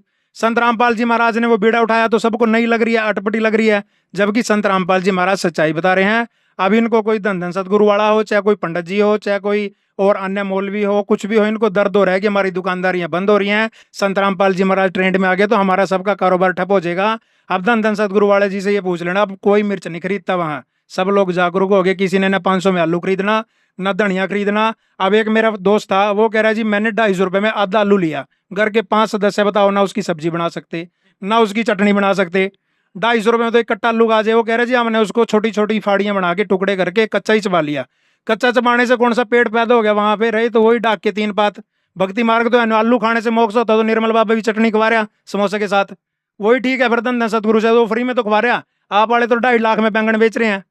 चलिए ठीक है, चर्चा 2 मिनट रमेश जी, ठीक है बेच रहे हैं जी जी। और आप वहाँ फिर अंत श्रद्धालुओं की तरह लगे हुए, अरे कुछ तो आप अपना विवेक से काम ले, छोड़ दो उसको, अपना जीवन बचा लो। 2.5 लाख का बैंगन खरीद लो, 2.5 लाख रुपए में तो आपके 10 साल चल जाएंगे। अरे हमारे पिताजी ने बोला। चलिए ठीक है, क्या बोला आपके पिताजी ने? की पालना करो, अपोलो करो, मेरे वचन ने, मैं आपके लिए भक्ति करूंगा। आपके पिताजी तो कह देंगे एक टांग पे खड़े हो जो सारा दिन, हो जाओगे खड़े? हो जाएंगे। कहाँ खड़े हो जाएगा? 60 साल के आसपास आपकी उम्र हो रही है, चक्कर आ जाएंगे आपको। और ये भक्ति मार्ग सही नहीं है। क्या ये बैंगन वाली बात सही लगी आपको? हाँ सही है जी, सही है। 51,000 की मिर्च थी। 51,000 की आपने खरीदी है? जी ये तो क्या बात कही, मैंने अपना घर बार दांव पे लगा दिया, स्टाम्प पेपर पे लगा ठीक है, चर्चा बढ़ाते आगे। कोई देखिए बहस का मुद्दा मत बनाइए, बहस का मुद्दा मत बनाइए। 2 मिनट ठीक है। प्रदीप जी, कहीं ना कहीं संत रामपाल जी महाराज जी के शिष्य प्रमाण सहित सब कुछ बता रहे हैं। बहुत लोग बैठे हैं यहाँ पर, जनता जनार्दन बैठी हुई है, लेकिन जो सटीक जवाब दिए हैं संत रामपाल जी महाराज जी के शिष्यों ने, कहीं ना कहीं ये नजर आ रहा है कि संत रामपाल जी महाराज पूर्ण संत है। लेकिन सबसे आखिरी सवाल जनता का भी है और मेरा भी है, तत्वदर्शी संत की क्या पहचान है? संत रामपाल जी कहते हैं मैं ही पूर्ण संत हूँ, बहुत सारी वीडियो में कहा है। यहाँ पर बहुत संत रामपाल जी के शिष्य भी, आप लोग भी हैं, वो भी कहते हैं कि हमारे गुरुजी पूरे हैं, बाकी सब अधूरे हैं। क्या प्रमाण है संत रामपाल जी महाराज पूर्ण संत हैं? कोई बताना चाहेगा क्या प्रमाण है? जी बताइए, प्रमाण के सहित बताइए। तत्वदर्शी संत रामपाल जी। सतगुरु के लक्षण कहूँ मदरे बैन विरोध, 4 वेद 6 शास्त्र, कह 18 बोध। और एक और वाणी आती है कबीर साहिब की, जैसे कि सतगुरु के लक्षण 4 बखाना, प्रथम वेद शास्त्र का ज्ञाना, दूजे हरि भक्ति मन कर्म बानी, तीजे समदृष्टि कर जाने, चौथे वेद विधि सब कर्मा, चारों गुण युग जानो मर्मा। पहली वाणी का क्या अर्थ है? पहली वाणी जो पूर्ण संत होगा वो वेद शास्त्रों अनुसार ही विधि भक्ति बताएगा, है ना। और यहाँ पर 4 ये बता रखे हैं, इसका क्या मतलब है कि सतगुरु के लक्षण 4 बखाना, प्रथम वेद शास्त्र, ठीक है, वो शास्त्र के अनुसार भक्ति बताते हैं। दूसरा क्या है? दूजे संत रामपाल जी महाराज जो स्वयं भक्ति करते हैं वही भक्ति अपने शिष्यों से करवाते हैं। और तीजा समदृष्टि, संत रामपाल जी महाराज के आश्रम में कोई वीआईपी कल्चर नहीं है, सभी एक समान दृष्टि से देखे जाते हैं। संत रामपाल जी महाराज के जो परम घर के सदस्य हैं वो भी एक आम जन साधारण की तरह लाइन में बैठ के भोजन भंडारा ग्रहण करते हैं। जन साधारण की तरह सभी को ट्रीट किया जाता है, कोई वीआईपी कल्चर नहीं है, सभी को एक समान दृष्टि से देखा जाता है। और चौथी बात आती है कि वेद अनुसार संत रामपाल जी महाराज सभी धर्म ग्रंथों को, वेद शास्त्रों को खोल खोल के दिखाते हैं और वेदोनुसार ही सदभक्ति करवाते हैं। वेदोनुसार सदभक्ति करवाते हैं। जी बताइए, ये बताइए कि वेद शास्त्रों के अनुसार भक्ति करवाते हैं। देखिए, सबसे पहला प्रमाण मैं देना चाहूंगी ग्रंथ साहिब के अनुसार। ग्रंथ साहिब में लिखा है कि सोए गुरु पूरा कहावे, 2 अक्षर का भेद बतावे, एक छुड़ावे एक लंघावे, तो प्राणी निज घर को जावे। कि वो गुरु पूरा है जो 2 अक्षर का भेद बताता है। दूसरा आता है मुसलमान धर्म के अनुसार सूरह अश-शुरा में आयत 42 आयत नंबर 1 में स्पष्ट किया गया है कि ऐन सीन काफ, ये जो मुसलमान धर्म है उनमें ये मोक्ष का मंत्र कहा गया है। 3 मंत्र जो, हाँ जी 3 मंत्र है। ये जो ये ऐन सीन काफ है, ये गीता जी में है कई मंत्र? नहीं, ये मंत्र ये मुसलमान धर्म के अनुसार है। ये तो मुसलमान के अनुसार है ना, कुरान शरीफ में लिखा हुआ है। क्या यही गीता जी में लिखे हुए मंत्र? जी, गीता जी के 17वें अध्याय के 23वें श्लोक में कहा गया है ओम तत्सत इति निर्देश। जो ओम तत्सत का मंत्र है वो आम सुनने को भी मिलता है पंडितों के मुंह से, और ओम तत्सत का सिर्फ एक सांकेतिक मंत्र है, ये पूर्ण मंत्र नहीं है। इस मंत्र का भेद पूरे विश्व में संत रामपाल जी महाराज ने दिया है कि इस जो गीता जी के 17वें अध्याय का 23वां श्लोक है, इसके अनुसार जो सद्भक्ति करेंगे वो मोक्ष प्राप्त करेंगे। और एक प्रमाण गीता जी में और है, 15वें अध्याय के 1 से 4 श्लोक में स्पष्ट किया गया है ऊर्ध्व मूलम अधः शाखम अश्वत्थम प्राहु अव्ययम छंदासी यस्य प्रणानी यह तम वे सह वेदवित। कि इस संसार में जो पीपल रूपी लटके हुए वृक्ष के सारे पाठ बता देगा वो तत्वदर्शी संत है, और वो उस वृक्ष के सभी पाठ बताता है। इस पूरे ब्रह्मांड में सिर्फ संत रामपाल जी महाराज है जो डंके की चोट पर कहते हैं कि गीता जी और ये मुसलमान धर्म के कुरान के अनुसार ये मोक्ष के मंत्र हैं, और इन मंत्रों के बिना हम ना मोक्ष प्राप्त कर सकते हैं ना भक्ति कर सकते हैं। पुरुषोत्तम दास जी, एन शिव काफ जो यही थे ना मंत्र, और सत यानी कि भाषा का फर्क है, मंत्र एक है। लेकिन गीता अध्याय नंबर 15 श्लोक नंबर 1 से 4 ऊर्ध्व मूलम जो इन्होंने बताया, इसका थोड़ा विस्तार से बताइए कि इसकी क्या पूर्ण संत की पहचान है। अक्षर पुरुष एक पेड़ है, निरंजन वा की डार, तीनों देवा शाखा है, पात रूप संसार। मतलब ये पूरा जड़ से लेकर के और पत्ते तक हमारे गुरु, इसमें बहुत लंबा समय लग जाता है, आप समय कम देते हैं। और वो सत्य नाम हृदय धरो भयो पाप का नाश, जैसे चिंगारी अग्नि की पड़ी पुराने घास। वो संत की ये पहचान होगी पूर्ण संत की कि वो कितने रोग हों उसको, जो यहाँ नाम लेने आता है वो सच्चा नाम दे करके उनको रोगों की से मुक्ति करा देता है। ये तो पहला स्टेप है, फिर मोक्ष का मार्ग तो आगे है। मेन मकसद उनका है मोक्ष कराना जीव का। सबसे पहले यहाँ सुख देता है, ये पूरे प्रमाण है यहाँ के, आके देख लो कोई भी। प्रदीप जी आप बताइए क्या पूर्ण संत की पहचान है? तो संत रामपाल जी महाराज पूर्ण संत की पहचान ये जी शास्त्रानुसार ज्ञान देते हैं। संत रामपाल जी महाराज शास्त्रानुसार ज्ञान दे रहे हैं। और कबीर साहब जी ने जब गरीबदास जी को मिले थे बोला था, जो मम संत सत उपदेश दृढ़ावे वाके संग सब राड़ बढ़ावे, या मम संत महंतन की वर्णी गरीबदास में तो से कहनी। यानी जो भी पूर्ण संत होगा उसके साथ सभी संत महंत राड़ बढ़ाएंगे, विरोध करेंगे। आज देख लो किसी और संत का, नकली संत का कोई विरोध करता है? संत रामपाल जी के ज्ञान का सभी विरोध करते हैं। क्यों? क्योंकि वो सच्चाई बता रहे हैं, शास्त्र अनुसार मार्ग बता रहे हैं। और जैसे आज तक अब ये पंडित जी खड़े हैं, हमने गीता पढ़ी, संस्कृत पढ़ी, इनसे पूछना वेदों में इतने प्रमाण संत रामपाल जी महाराज ने दिए हैं कि परमात्मा कौन है, कैसा है, कैसे वो यहाँ पे अवतार लेके आते हैं और कैसे चले जाते हैं। पंडित जी को तो यही नहीं पता होगा कि यजुर्वेद अध्याय नंबर 36 मंत्र नंबर 3 एक श्लोक है, उसमें भूर्भुवः स्वः तत्सवितुर्वरेण्यम भर्गो भवस्य देवई दियो यो न प्रचोदयात्। ये स्कूल में भी पढ़ते होंगे सभी। अब उसके आगे ओम मंत्र लगा रखे हैं इन सभी ने पंडितों ने या और मंडलेश्वरों ने ओम लगा रखे, जबकि उसके अंदर आप पढ़ के देखना उसके अंदर ओम नहीं है, वो भूर्भुवः से शुरू है। संत रामपाल जी महाराज ने सभी ग्रंथों का, सभी वेदों का, शास्त्रों का अनुवाद जो था जैसा था वैसा ही करके दिखा दिया। और ये फिर भी कहते हैं संस्कृत नहीं पढ़नी आती। उन्होंने तो संस्कृत छोड़ो, बाइबल, कुरान, गुरु ग्रंथ साहिब, पंजाबी, तेलुगु, तमिल सब पढ़नी आती है पंडित जी। आपको तो संस्कृत छोड़ो, हिंदी भी नहीं पढ़नी आती, उसमें ओम नहीं लिखा हुआ, फिर भी धक्के से ओम चिपका दिया। संत रामपाल जी महाराज ने सभी शास्त्रों का अनुवाद सही किया है, वो तत्वदर्शी संत हैं जी। और कोई बताना चाहेगा? तत्वदर्शी संत रामपाल जी महाराज ही हैं, क्या प्रमाण है? तत्वदर्शी संत रामपाल जी महाराज है, इसमें कोई दो राय नहीं है। क्योंकि पूर्ण संत की पहचान प्रथम तो ये होती है कि जिसको पूर्ण ज्ञान है सभी वेदों का, सभी शास्त्रों का, सभी पुराणों का। और संत रामपाल जी महाराज जी पूरे वर्ल्ड में एक ऐसे संत हैं जिनको वेदों, पुराणों और शास्त्रों का ज्ञान है। और दूसरे तत्वदर्शी संत की पहचान ये है जो संसार रूपी उल्टे लटके हुए वट रूपी वृक्ष को जड़ से लेकर पत्ते, टहनियाँ सब कुछ बता देता है, तो वो तत्वदर्शी संत है। और संत रामपाल जी महाराज जी की वाणी है, अक्षर पुरुष एक पेड़ है, निरंजन वाकी डार, तीनों देवा शाखा भाई, ये पात रूप संसार। तो संत रामपाल जी महाराज जी अपने सत्संगों में ये चित्र संसार रूपी उल्टा लटके हुए पीपल के वृक्ष को दिखाते हैं और तना, जड़, पत्ते, डार सब कुछ अलग अलग बताते हैं। और संत रामपाल जी महाराज जी जो है वेदों अनुसार शास्त्र भक्ति बताते हैं, वेदों अनुसार, शास्त्र अनुसार भक्ति बताते हैं। और जी बोलिए। जैसे अभी मुसलमान धर्म और हिंदू धर्म के अनुसार विस्तार में कहा गया है, एक क्रिश्चियन में जो बुक आती है वहां पर लिखा गया है, जीसस जी कहते हैं कि I am not God, I am son of God, कि मैं भगवान नहीं हूं, मैं भगवान का भेजा गया पुत्र हूं। और इन सब के आपको प्रमाणित करके बता दिया जाएगा कि आखिर में पूर्ण संत कौन है।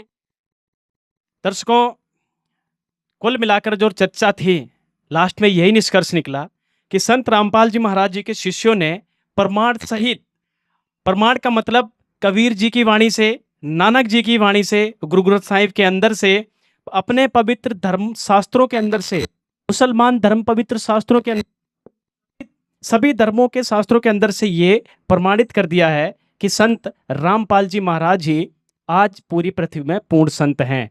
तो कुल मिलाकर चर्चा अब समापन की तरफ है और मैं जनता से यही अनुरोध करना चाहूँगा कि आंख बंद करके किसी भी धर्म गुरु के पास मत जाइए।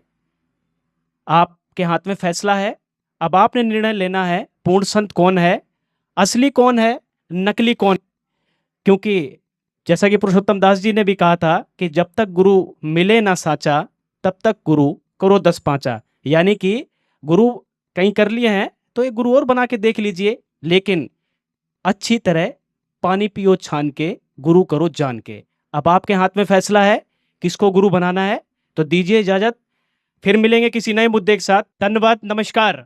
बंदी छोड़ सतगुरु रामपाल जी भगवान जी की जय हो। यहाँ पर नारे लगा रहे हैं, छोड़ सतगुरु रामपाल जी भगवान जी की जय हो। सत साहेब।